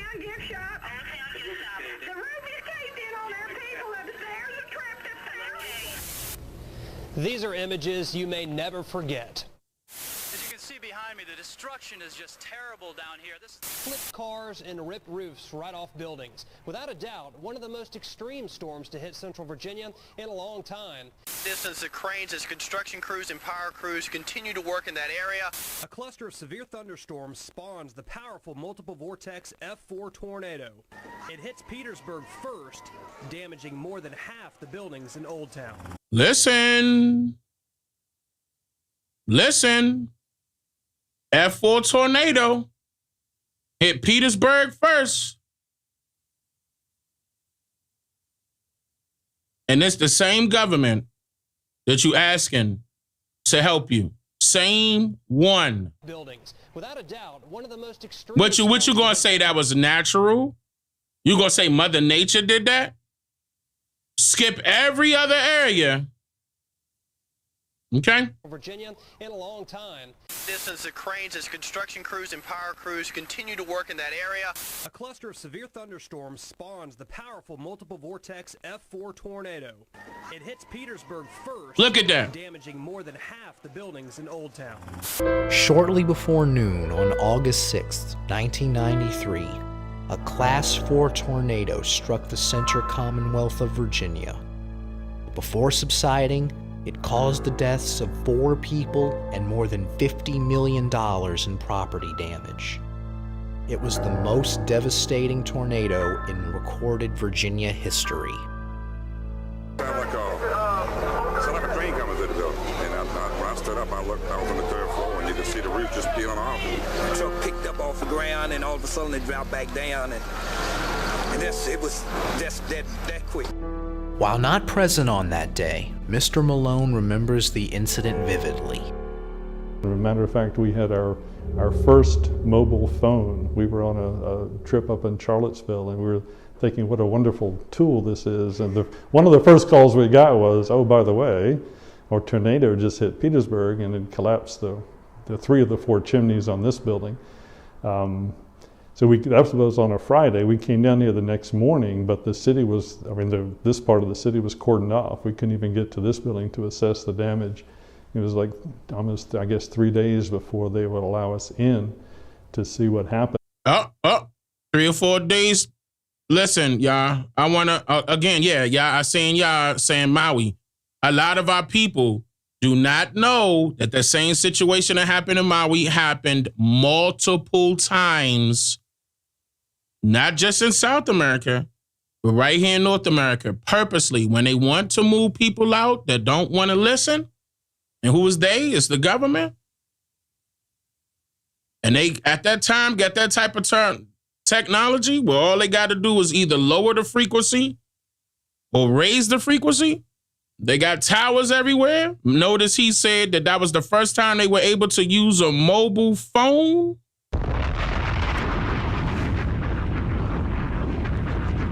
It's not a game. It's not a game.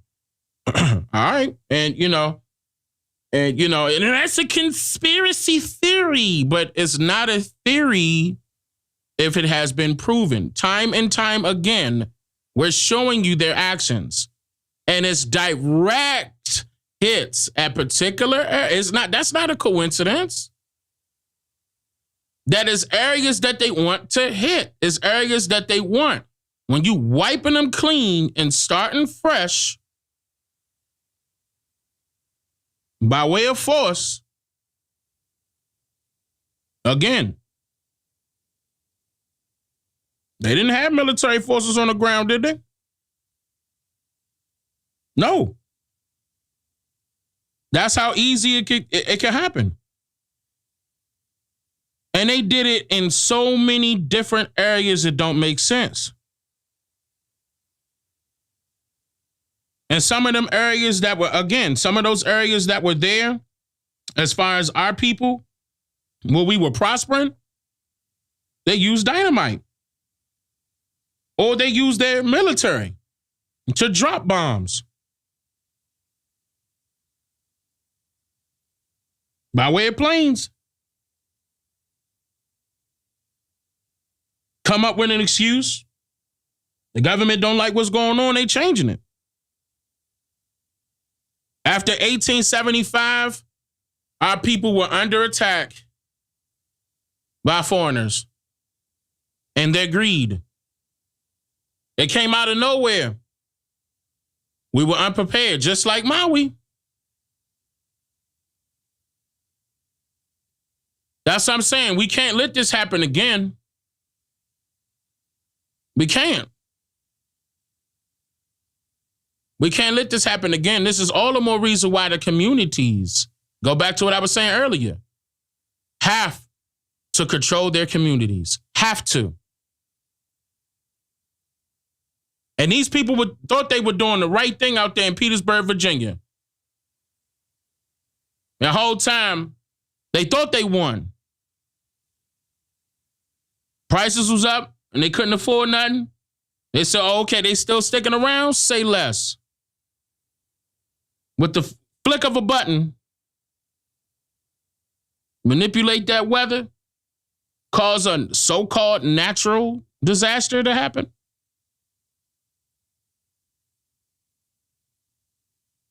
Look at all the people that got, come on, y'all. Come on. Katrina, y'all can start naming them. Right now. I'm not trying to make you believe that this happened. This happened on numerous occasions. This ain't nothing you got to believe in. This is something you can look up.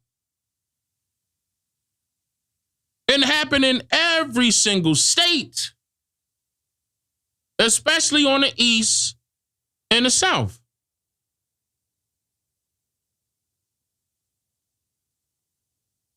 They did some dirty things over there in the West and the Midwest too. Shout out to my people in Flint. They still doing. I ain't gonna go there. It's so many things, y'all. So many ways. And our people not doing nothing about it. Because they want to, of course, they're controlling the narrative. The enemy is controlling the narrative.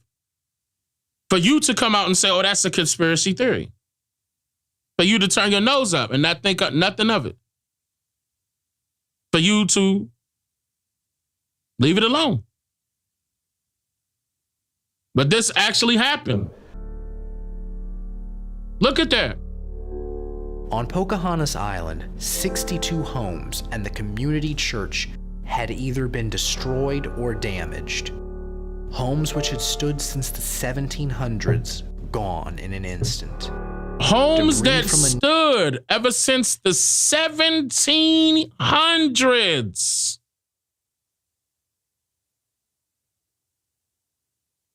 I'm going to let that sink in.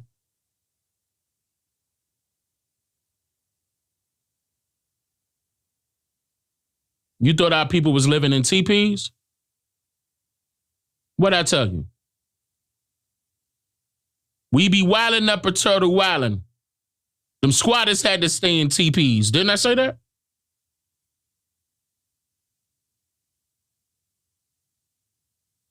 We be wildin' up a turtle wildin'. Them squatters had to stay in teepees. The revolution out on TVs. Shout out to all of my Nijis. 1700s.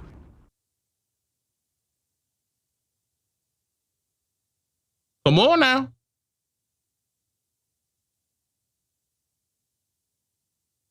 Put it together.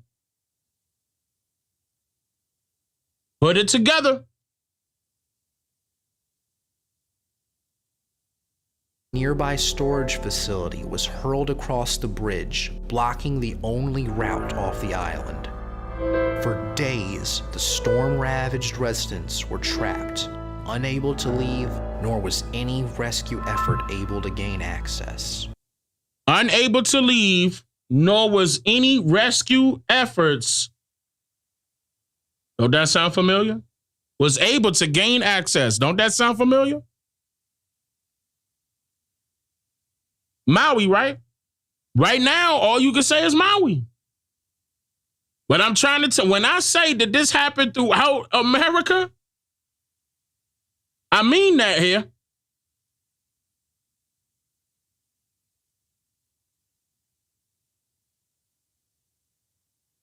I'm trying to tell you. And then they're going to make you believe in a religion that's going to tell you that our people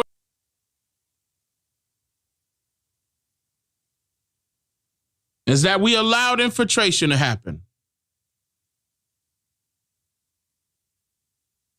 We allowed too much infiltration to happen.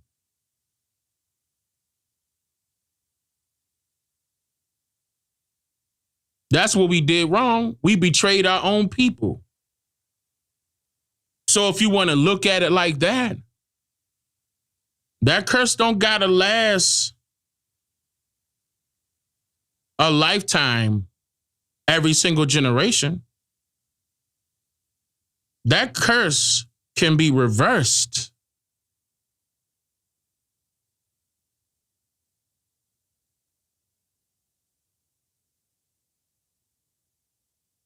We could write our own Deuteronomy and call it Niji chapter 1, verse 1 when you're ready. Want to write our own? Want to rewrite the story? We don't got to keep repeating these goddamn curses as negative affirmations. We could cut it short right now. Write that Niji chapter 1, verse 1. We could do it right now.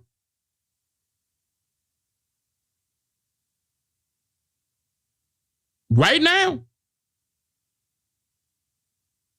Make our own biblios. Quick.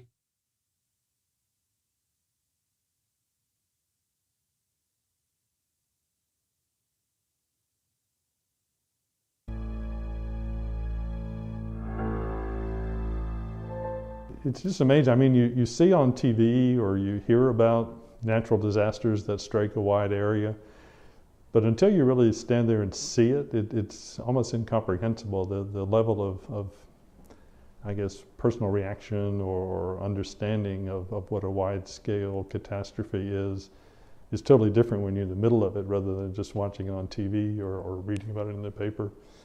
Terror of terror. When that storm came through here, and nearly destroyed Pocahontas and went right on to the Walmart and killed 4 people. As this thing was said, we just prayed. We just prayed. That's all we could do here in Pocahontas when the storm came through. We just prayed when God blessed us. 3 died in Twister, but here in Pocahontas, we didn't have a single person die. Is this, of all these different headlines, Reign of Terror, Flower Signs, is this the most significant one to you? This is the most significant one here in this one because Doug Waller, to see the first black governor of Virginia, to come here and say he was going to give us help. And with his kindness, that we believe that him and other patriotic people, I say, came here and put us back together again. But we just prayed, and God answered our prayer. That's what we believe.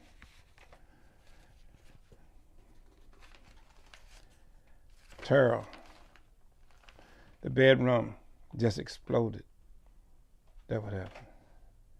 It just exploded. Obviously you were here that day, but did you remember looking out and actually seeing? I was not here. Oh, you weren't here? I was. If I wouldn't have been at work, I'd have got killed. It'd kill me. Because the tornado came through, and right there where the bed I was sleeping in, all the glass just went in the bed. And I went back to work because I had to go to a little celebration. If I would have stayed at home, it'd have killed me. Do you think that that was another sign that God was looking out for you? I believe it. I believe it. I've been dead on that day, but they sent me away to come back here. But dead on that day. Came right through. You feel the breeze now? At August the 6th at 1:30 at 200 miles. Right on. That house affected. That's a new house was built. That house was refurbished.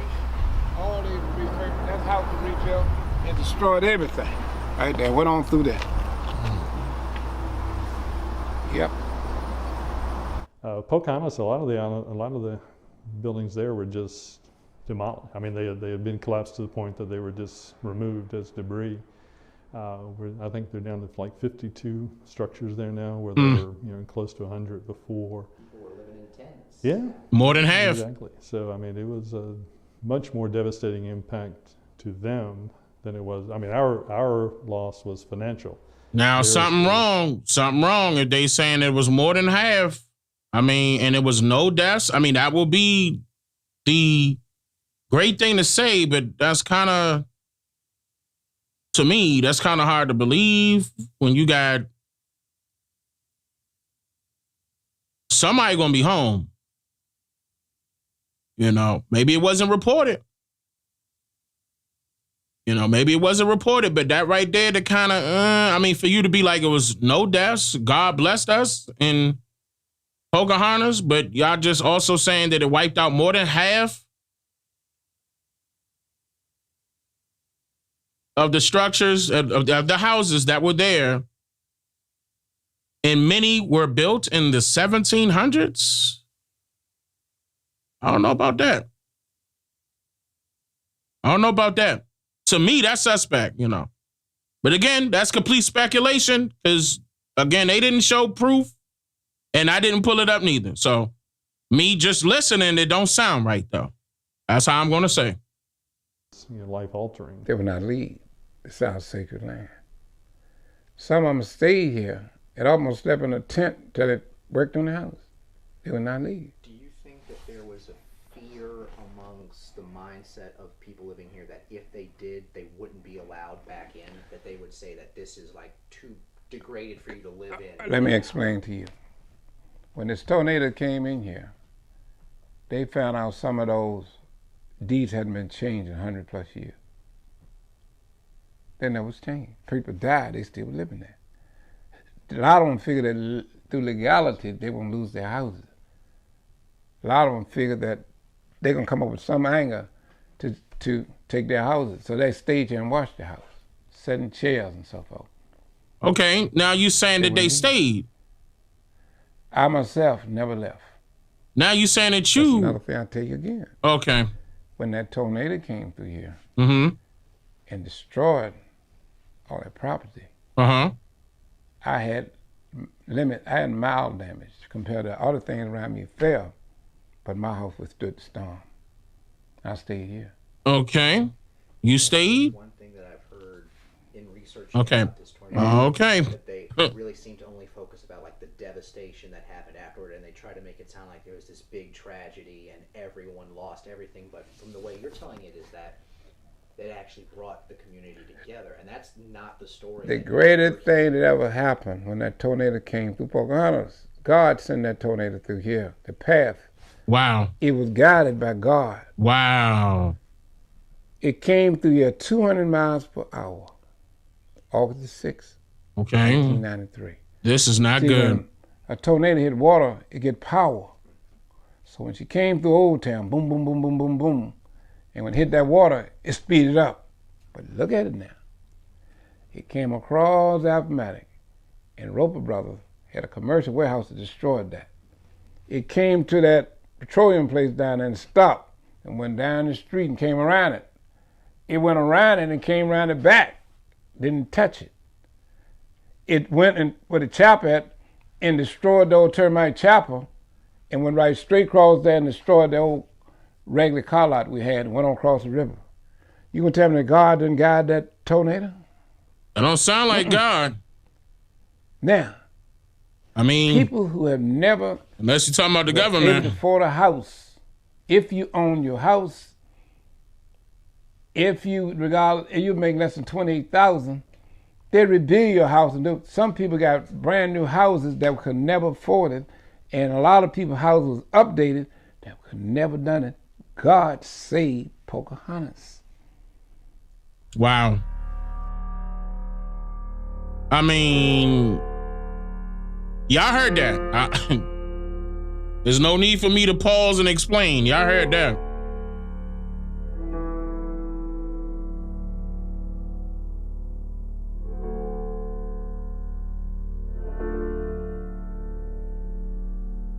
Because it takes a long time to recover from something like that. I mean, this is not an area that's prone to tornadoes, so it's kind of unexpected. But now when a cloud comes up in the summer, you know, you sort of look at it a little bit differently than you would before. Pocahontas Island would be right now. It'll be gone. Or it'll be shantytown. Most of the people living on here didn't have money to develop their houses, either through HUD, indoor plumbing. They could have got improvement. Before the tornado came through here, we had outdoor toilet. Some of these houses had outdoor toilet. Had outdoors toilet. But after the tornado came, everything was updated.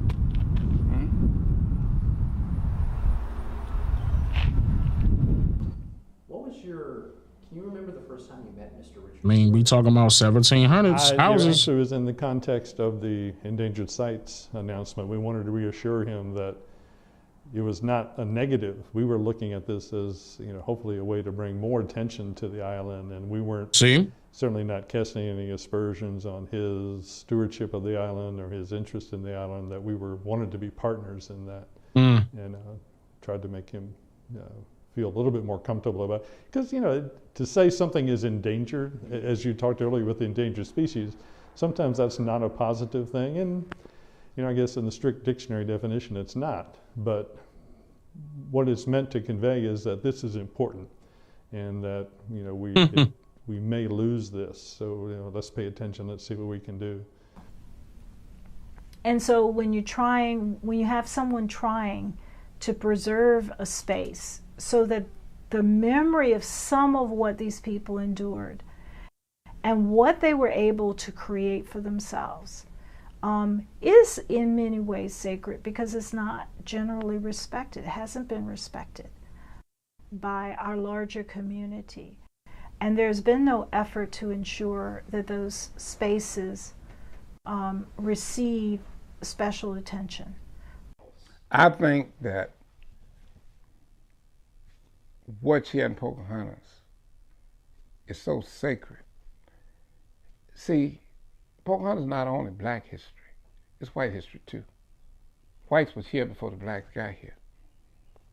The Bolins, the Robins, they was here. And we came. This was their homeland. What? But it's seen that God blessed us and made this our promised land. Now, what? There's one among you. This is what black folks believe. There's one among you that's one day gonna lead y'all to the promised land. That's one among you. But our Moses is bold among us, and we're here on our promised land. And one day he will rise. He'll maintain the promised land. Okay. I'm Moses.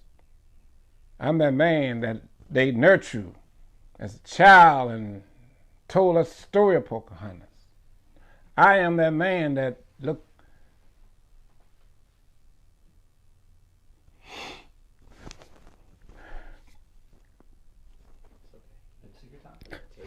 wow.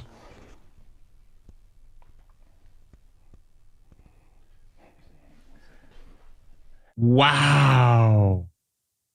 Beware of false prophets, which come to you in sheep's clothing, but inwardly they are raving wolves. Damn, that editor is mean. That editor, apparently, whoever created this doc know what they doing here.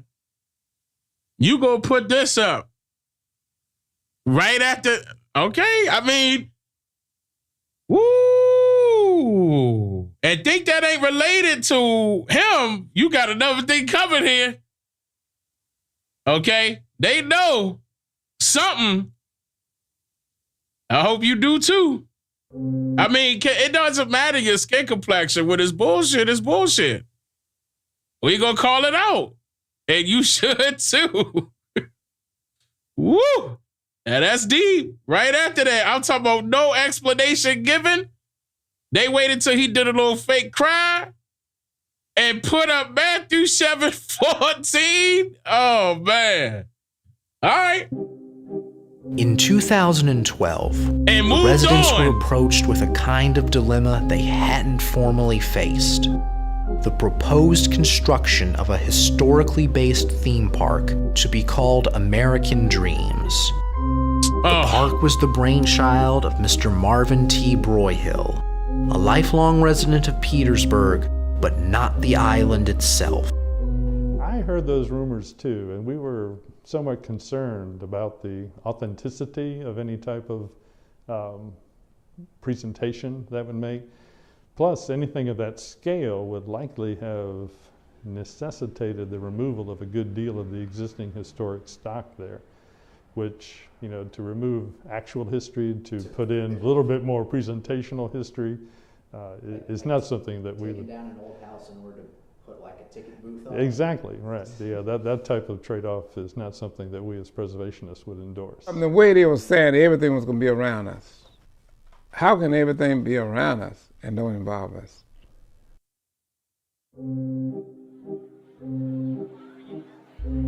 So they wanted to make it Imagine, tourist if sites. you will, all what lay before you gone. In its place, a vast parking lot and ticket booths filled with lines of impatient tourists. Yeah, see, I told y'all. Don't it go back to everything that I told? Even I told y'all about the Harriet Tubman story, the Nat Turner. Oh, this goes, it's the same thing. I told y'all, the number two money maker is touring, tourist attractions. And that's what they were trying to do. Hands down. It never fails. It never fails. If you have my wife and I's book or False Heroes, False Hopes, you know what I'm talking about. Hands down. We showed you what their plan was. Okay, how them, and look, and it was in Virginia, by the way. Okay? That's all they looking for money. Them people that came in and started taking over that government, the local governments, they wanted money. Notice how they call it the Commonwealth state. Common for who? Wealth for who? Like, they didn't care that y'all got that little small area now that they put that tornado through there. They like, well, now let's make it a tourist attraction. We good to go now. We got everything we need. So that's what I'm trying to tell y'all. This happened, and not only in Virginia, it happened throughout America. And again, this has to be known. This has to be told because this is sad. Not only that, we got to do something about it. And it's not about us going to the government to try to make changes because no, that's not what they're there for.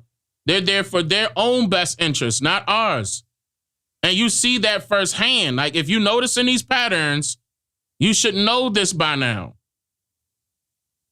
I hope it clicked. It clicked. Kiara said it clicked. I hope it did. I hope it did. That's all I was trying to point out to people, that not only was Harriet Tubman and Nat Turner fictional characters, but they were making cash money off of that. Well, their plan, I kind of sort of stopped them with Nat Turner. But Harriet Tubman, they making cash money with that. And again, that's not going to her family because she is a fictional character. They always tell y'all, you know how them people do, all you got to do is follow the money. But when you follow the money, it's not going back again to Harriet's family because you don't know you don't know Harriet Tubman's family. You don't. You don't know Nat Turner's family. You don't. Just because somebody has the last name Turner. Just because somebody has the last name Tubman does not mean that they related to those people at all. And both of them are aliases as far as those last names given to them by their authors, by the way. By their authors. Sarah Bradford of Geneva, England, made Harriet Tubman. Thomas Ruffin Gray of Virginia, by the way, created Nat Turner. They both have documented that they were aliases. I showed y'all this. I showed y'all when they both copyrighted these stories. I showed y'all this. This is not a game. And then they send their gatekeepers my way to try to stop me and try to belittle and assassinate my character, saying I don't know what I'm talking about. When I proved it. And I dared any one of them to get on my platform, or I could come on that platform and we could go paperwork for paperwork. Not know, oh, you go pay somebody $2,500 to pretend like they related to somebody. I'm talking about paperwork for paperwork. They don't want to see me. And then I could show you where it went. And I told you it went to tourism. It won't ever fail. It won't ever fail. But no, don't take that away from us. They are heroes. They are heroes. But yet we still in the same position that we in? Years ago? But they are heroes. I'm talking about they can't name a thing that these stories that were handed to us about these so-called, about these fictional characters where it benefited us. Again, they just want to make you feel good after all that victimizing they wanted you to be accustomed to. So you could be attached to being a victim. And you just don't know how. They gave you the story and you attaching it to that. But they ain't talking about this right here.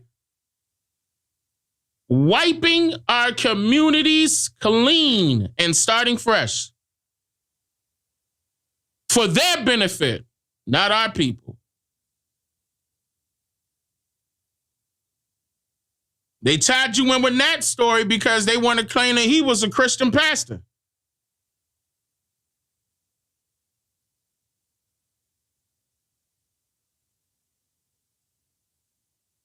He got the word from God. They talked about Nat Turner in here too, by the way. That was last live stream if you want to see that part. So I ain't going to go too far. I'm going to just leave it right there. But I'm just saying, our people are attaching their minds onto the wrong things. We were being led astray in more ways than one. Not only with just these stories, but these stories amounted to the things that actually happened, but our people not going to be able to see it because they just got attached to the congestion that was handed to them and they want to, make believe that it's real. I believe that this happened. Well, I was told about this, so I believe. It's not about what you may believe. It's about what you know based upon what you can actually prove. Remember that. Where once there were neighborhoods, now there are trolley cars, horse-drawn carriages, even a cotton candy vendor or two. That's sad.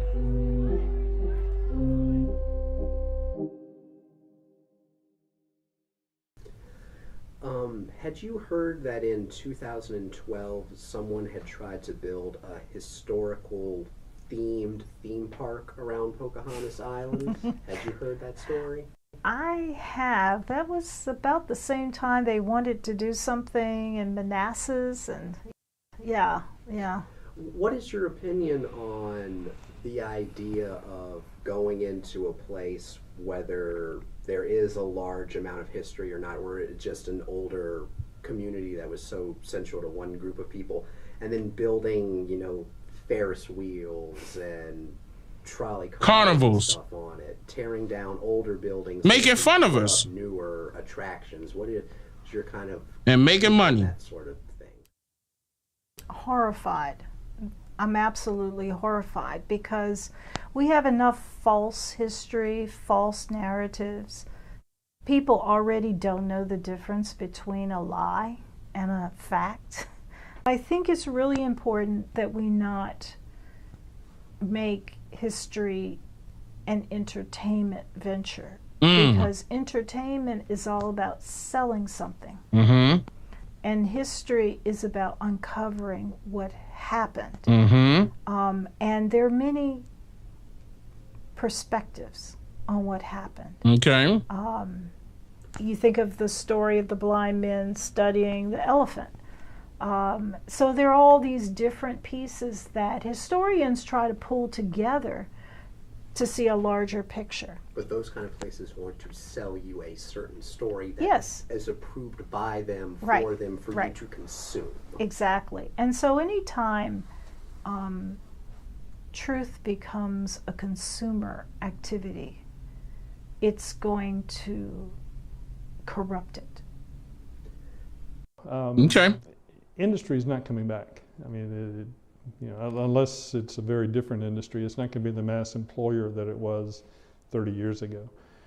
With the population that passes through here, with the population of people that come to Fort Lee, which is only about 6-7 miles away from here, if we can have a vibrant restaurant, entertainment, fun place to visit, reputation and opportunities, I think that can. It may not carry the city to the level that an industry would, but it's what's available and what should be taken advantage of in every respect. And history and preservation can and should be the key to that. What would you feel the people who live in these kind of communities would go through if these kind of attractions would start to be built up? And tell the truth. Don't spin this narrative. Oh, I think the people couldn't afford to live there because it would change the property values. Okay. And what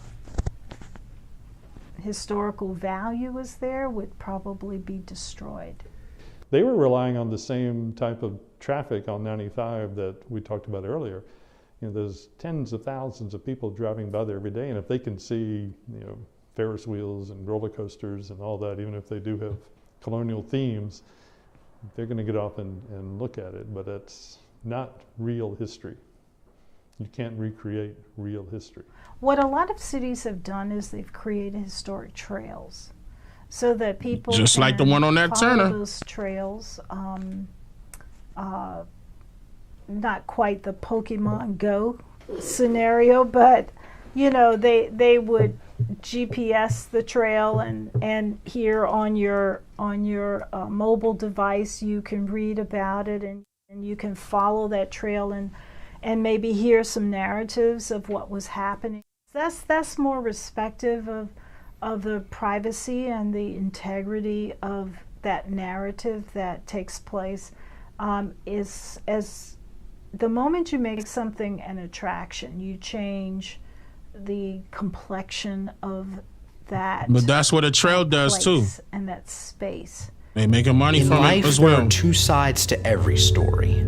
However, we were unable to speak with Mr. Broyhill to get his views of his vision because he passed away in early March 2016. In a way, I do feel sympathy for his cause. His intentions were certainly admirable and his dreams grand, yet they were not dreams the world was willing to embrace. For better or worse, Mr. Broyhill lived and died without ever seeing his dreams come to fruition.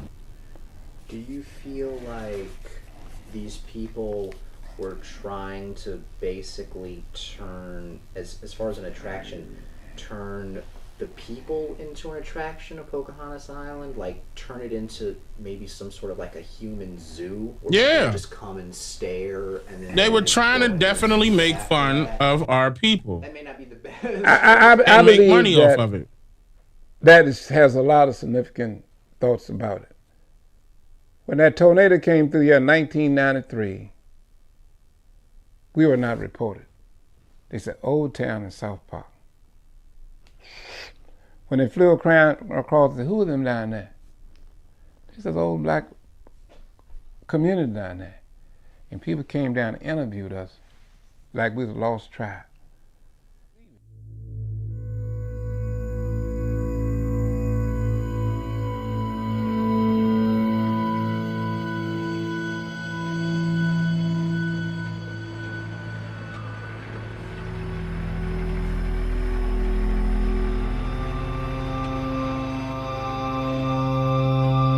In recent months, Mr. Stewart began to notice damage to a number of the buildings and properties he manages the upkeep for.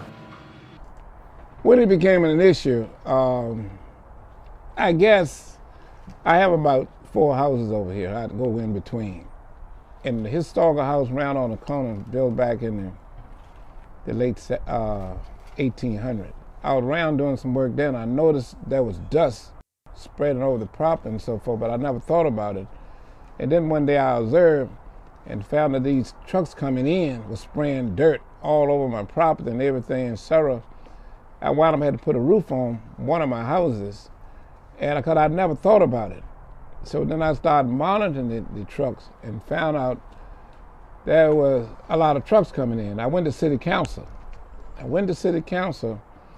And I told them about it and what was going on, and et cetera, et cetera. Gasoline? And I told them that once was cobblestone. That was cobblestone street that ran, and y'all had put crushed rocks on there, and the weight of the trucks had crushed the rocks down and caused dust. This is a sample of the debris Mr. Stewart collected in the wake of just one single truck. During our time spent on the island, we saw no less than 24 massive trucks thunder their way across the small community.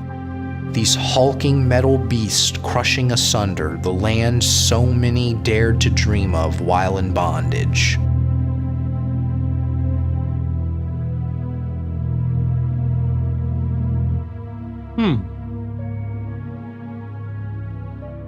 I wonder what that is.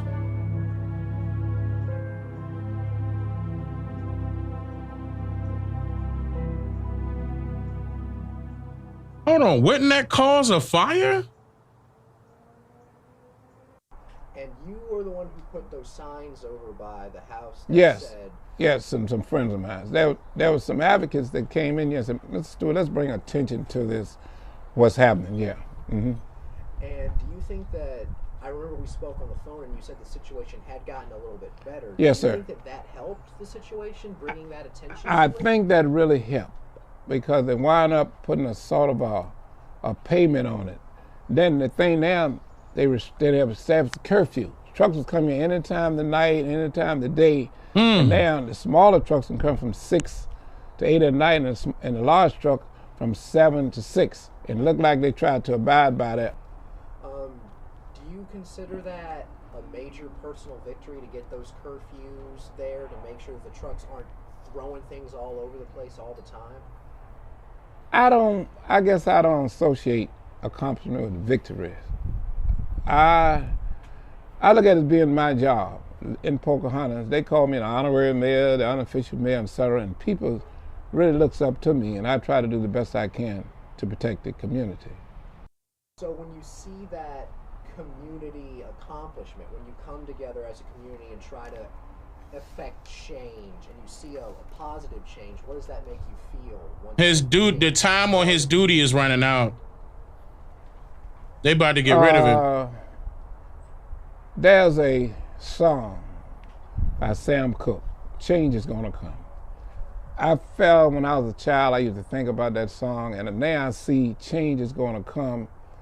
And what I'm doing right now, I figure that this is a change gonna come in Pocahontas. This is the birth of our 21st century that I'm doing now. But I'm very leery about the future of it. Okay, so he knows that they about to do something. They about to get rid of it. So he's aware of it. But they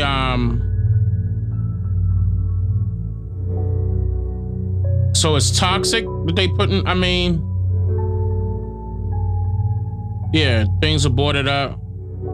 This is the oldest standing structure on Pocahontas Island, the Jarrett House, built circa 1820.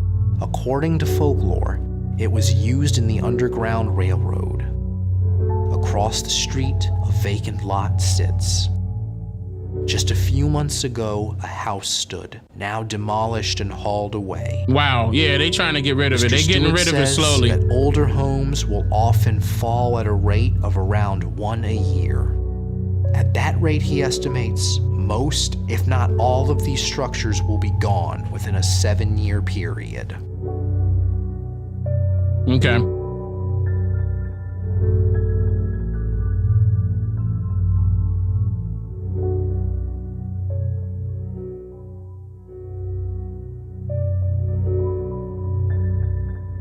On the day our camera visited with Mr. Stewart, we stopped by the Petersburg Visitors Center, only to discover that that day would be the last day that these sites would be open to the public. We were granted the honor of being given the last guided tour inside them, but were denied permission to film inside at the time. Standing inside these celebrated landmarks, an idea becomes clear. Though so many people claim to value historic markers, why are we so willing to let it fall into disrepair and eventual decay? Okay. We know what happened now. It doesn't affect me one way or the other. I own this. I get no support from the city of Petersburg. This is my private museum. Now over there, they get paid. You know, very little money come in here. But this museum in Petersburg Battlefield can still go on. Pamplin Park. It's just the museums in Petersburg. Now how I feel about it, I don't feel that the history of Petersburg should be untold. That's part of more or less what you call. They gonna wait till he pass to the city. The greatest diamond in the rough is our tourism. That would bring people in here to see things. Petersburg is so rich in Civil War, Revolutionary War, even the War of 1812, the cockade that we got that name, the War of 1812. So it's our history. So how can we survive? Let me see something real quick. Now, I was at City Council, they say they're trying to contract out the places. So I believe they can get enough volunteer people around here to run that museum. City without their history is lost until they find it. That's my belief.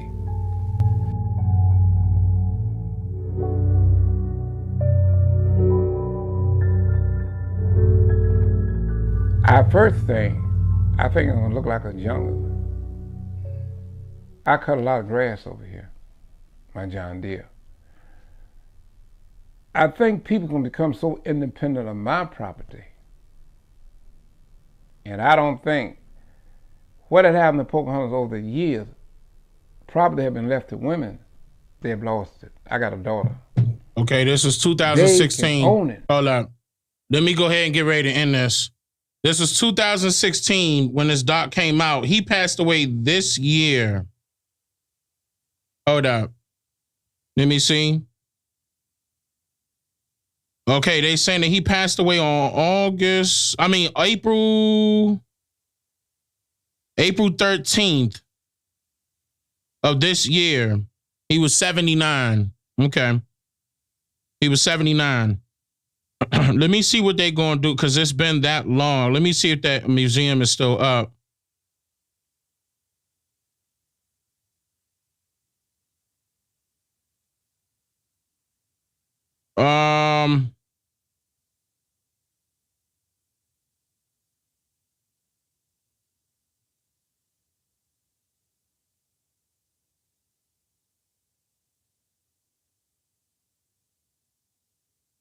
Hold up, I'm double checking.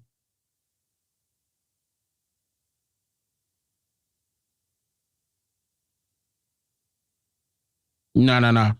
Somebody's wrong right here saying that he had that thing for 300 years. He had it for 20 years. Damn, 20 years exactly. And then he expires. Wow, 20 years exactly, actually. All right, hold on, let me make sure.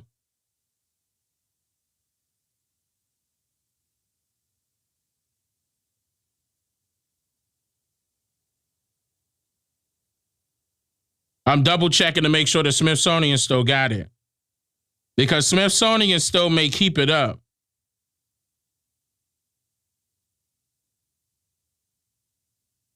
They got a hold of it. Nope, it's gone. Nope, it's gone. It's gone. It's gone. I'm about to tell y'all when it was gone. 1 second. Wow. It's gone. They got rid of it.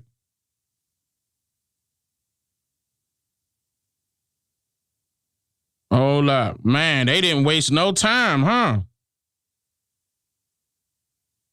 I knew that was coming. Hold up. I'm trying to find exactly.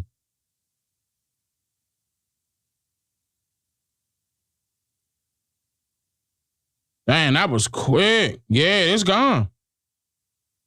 It's gone. They now I might have to look into their city records because that thing gone from Virginia.gov. They got rid of it and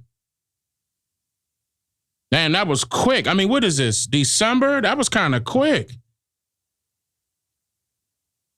I noticed how they ain't signed that museum to nobody else, just like he said. He was trying to. Hold up. I'm double checking. Yeah. That's it. I can't confirm that they tore it down, but I can confirm that it's gone. It's not. I'm trying one more time real quick to make sure.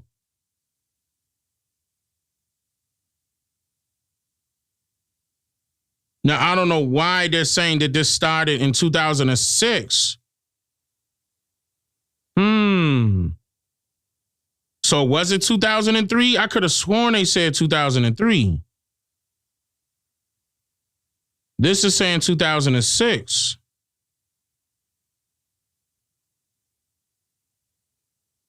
Okay, here we go. Pocahontas Island neighborhood plan. I'm double checking. And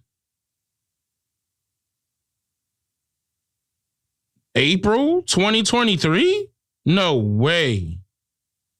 No way. They got rid of it as soon as he passed. They not telling me the exact date. I mean, but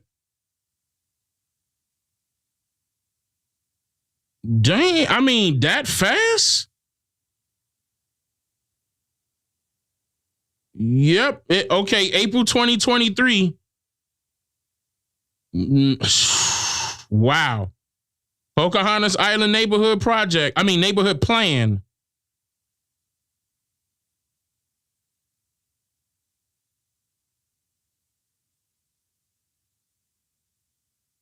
They got rid of that thing quick. Okay. Well, I mean, that's it. Now I see another plan, but I'm gonna have to verify that because they saying April 26, 2023. But I'm gonna have to cross-reference that to make sure that that's the correct date. But I believe they said that he passed on the 13th. I'm not on that anymore. But if I'm not mistaken, he passed on the 13th. If they saying, if this is true, if this is true, then they just waited 13 days. Yeah, I'm going to double check that. Notice how they still using that 13. See how I always, I try to throw that number back at them. But because they work in numbers. So, I mean, that makes sense, though. If he died on the 13th and they got rid of it on the 26th, then that's 13 days. That makes sense. All right, so Richard Stewart passed, so he's no longer here, and neither is that museum. So they used him technically. I mean, he got something up out of that though. He did get something up out of that, but that's not how we should look at it. Because when they put plants out there like that, we can't just show. See, that's another thing, man. That's another thing. I know people's going, but that's being too harsh. She gone now, blah, blah, blah, blah, blah. But you got to understand his agenda or what his agenda was and what position he played for 20 years. And what position he played. Because he also, we saw that proclamation that he had saying that he was considered the unofficial mayor of Pocahontas Island in 2003. And a couple of those signs said 2003. I don't know why this thing was saying 2006, this neighborhood plan. I don't know why they saying that was done in 2006. I'm going to have to look into that a little bit more. But I'm going to end this session off like that because I want y'all to just peep game. And then they got rid of everything. So there's no telling. I mean, I guess we're going to have to wait for some years because he just died this year. We probably going to have to wait for like maybe 5 years to see how they going to work, that area now as far as Pocahontas Island. I might even, take a trip myself for real. I'm going to have to speak with my wife. I'm going to have to take a trip to Petersburg and see what's going to happen and see what's happening. And keep in mind, they said, what was that, back in 2016 that they closed the rest of that stuff off? Hopefully I'm able to get down there and get in there, off of Pocahontas Street and Saponi Street. Hopefully I'm able to get down there. But I'll check it out. I'll investigate that and see, but push come to shove, we already know what their plans were. And they already stated that. So again, and I called it. I said, all they gonna do is wait for him to pass, and they gonna make it happen. They gonna make it official. And again, he passed away this year on the 13th of April. So I ain't gonna lie, I wouldn't be surprised because I'm telling you, that's what they've been doing with a lot of other places. And I've been showing y'all and telling you these little and like how that lady said earlier about that trail and stuff like that. And maybe they could do it in a historical sense and telling a particular narrative. They make money off of that too. Keep in mind that was the Nat Turner plan was the Insurrection Trail, Southampton, Virginia, and that fell through. Thank goodness that fell through because all they were going to do was lie about what happened and make money off of people. I showed y'all how they lied about I ain't going to go back over it, but I'm going to just state this one thing. I showed y'all how they lied about the federal dwellings that they were trying to pick and use as the Rebecca Vaughn house and say, okay, that one, more people going to be able to fit in that one. I'm talking about they lying. And just like how they had the houses in 1700s over there in Southampton, and they said they had the houses in the 1700s over here in Petersburg, VA. I'm trying to tell you, and he went to his grave with the wrong thing in mind. Misinformation. Okay? And then again, some of them older people don't like to get told that they wrong. Okay? That's I'm talking about that's crazy. They don't like to get told that they wrong. And it be like that. Again, you can't teach an old dog new tricks, but I'm glad that it is some people out there that are older that be doing their thing out there and taking account, okay, of what my wife and I have been providing and many other people that are online, okay, that are providing this information about our real history. Shout out to all of you all. I'm going to drop a bomb to all of y'all, for all of y'all. Set it on fire. We appreciate it, okay? We appreciate all the love and support as well, because, we got work to do. We got to get past the part where, they've been lying to us about everything. We got to get past this hump so you can understand what they were lying about, what the reason was for, of them lying straight up. And then whole time we could do some things about it, okay? Correct some mistakes that our ancestors made in the past, okay? And just, again, Richard Stewart straight up made a lot of mistakes. And when I say plain, I mean it. And he admitted it throughout that whole doc. And but of course, when I probably do part 4 to this, I'm gonna introduce y'all to Pocahontas. Okay, it's time.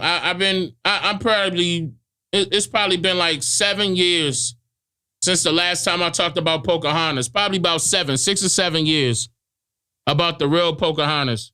It's time, because y'all got to know what's going on or what happened. I know a lot of stories out there that y'all may be familiar with. I'm going to tell you the sources and everything. So just get ready, because I ain't going to lie, it ain't all peaches and cream. It's not. It's not. And really, it ain't no different from what they doing to the children right now. It ain't. The United States is the #1 location for human trafficking. I'm going to leave it like that, man.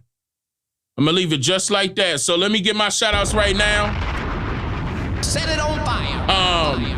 Oh, man. Hold up, y'all. All right, hold up. Where we at? Okay, I'm going to start right here. Raj Creed, thank you for becoming a member. I appreciate that. And Dana Mitchell. Woo! Hold on, Dana. Hold up. I ain't even see this. You know, I be in the zone. Like, you know what I'm saying? Hey, Sister Dana, I'm probably about to... Set it on let me just... I appreciate that. Sister Dana, thank you for being very generous like that. Okay? I appreciate that.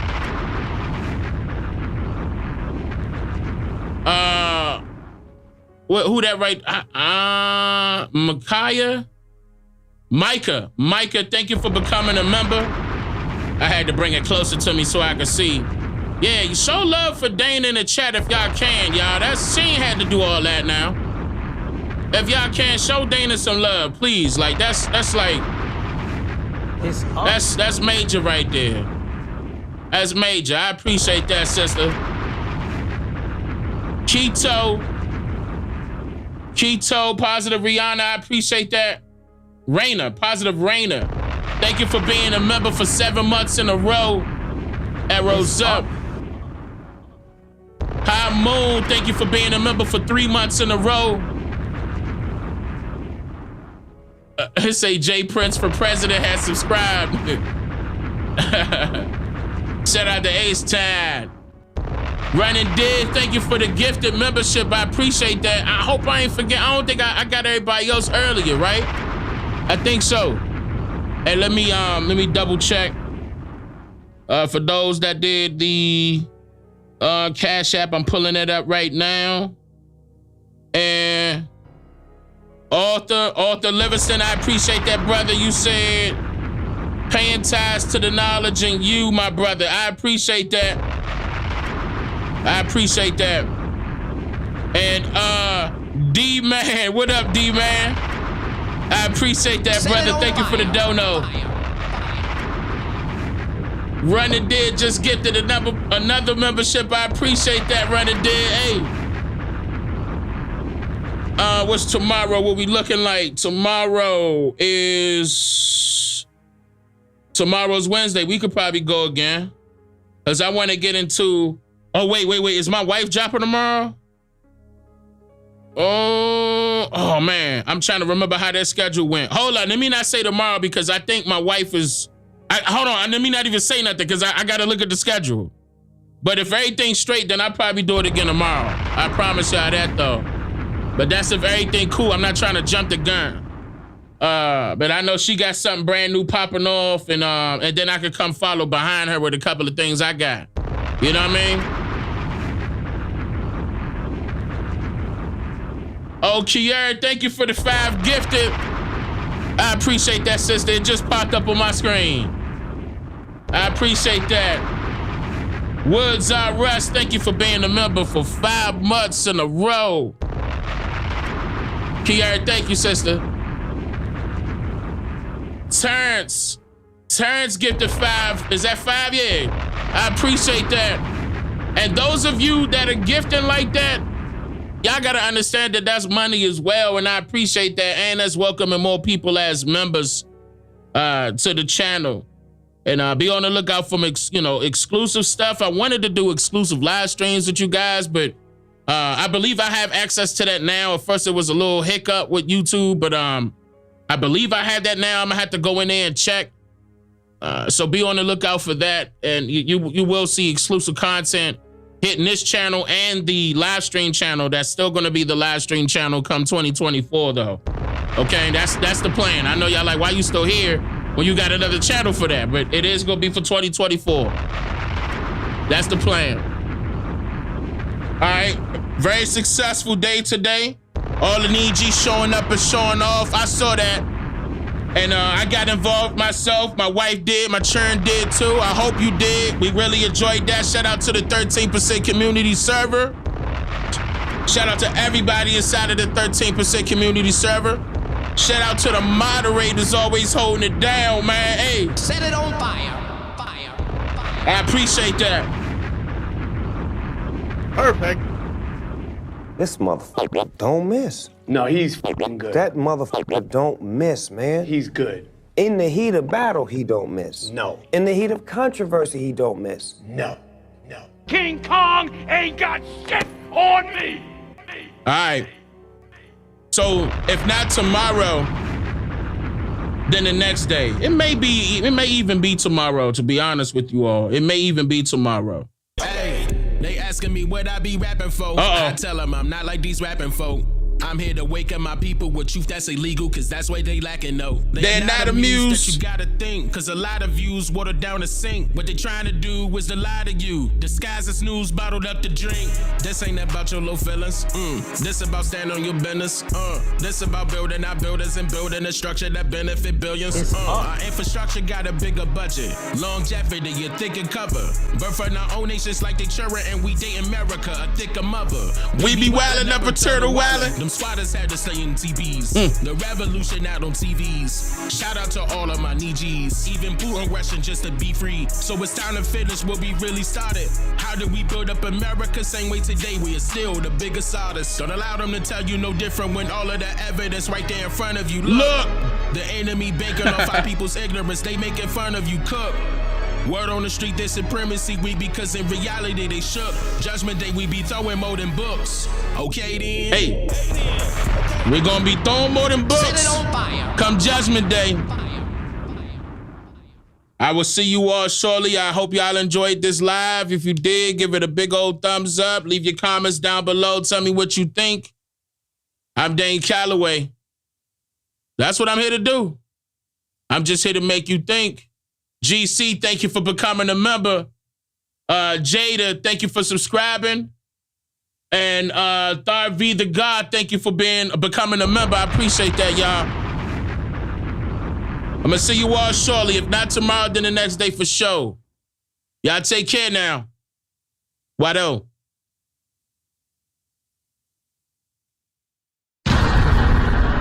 I'm just here to make you think. Slow down. Yeah.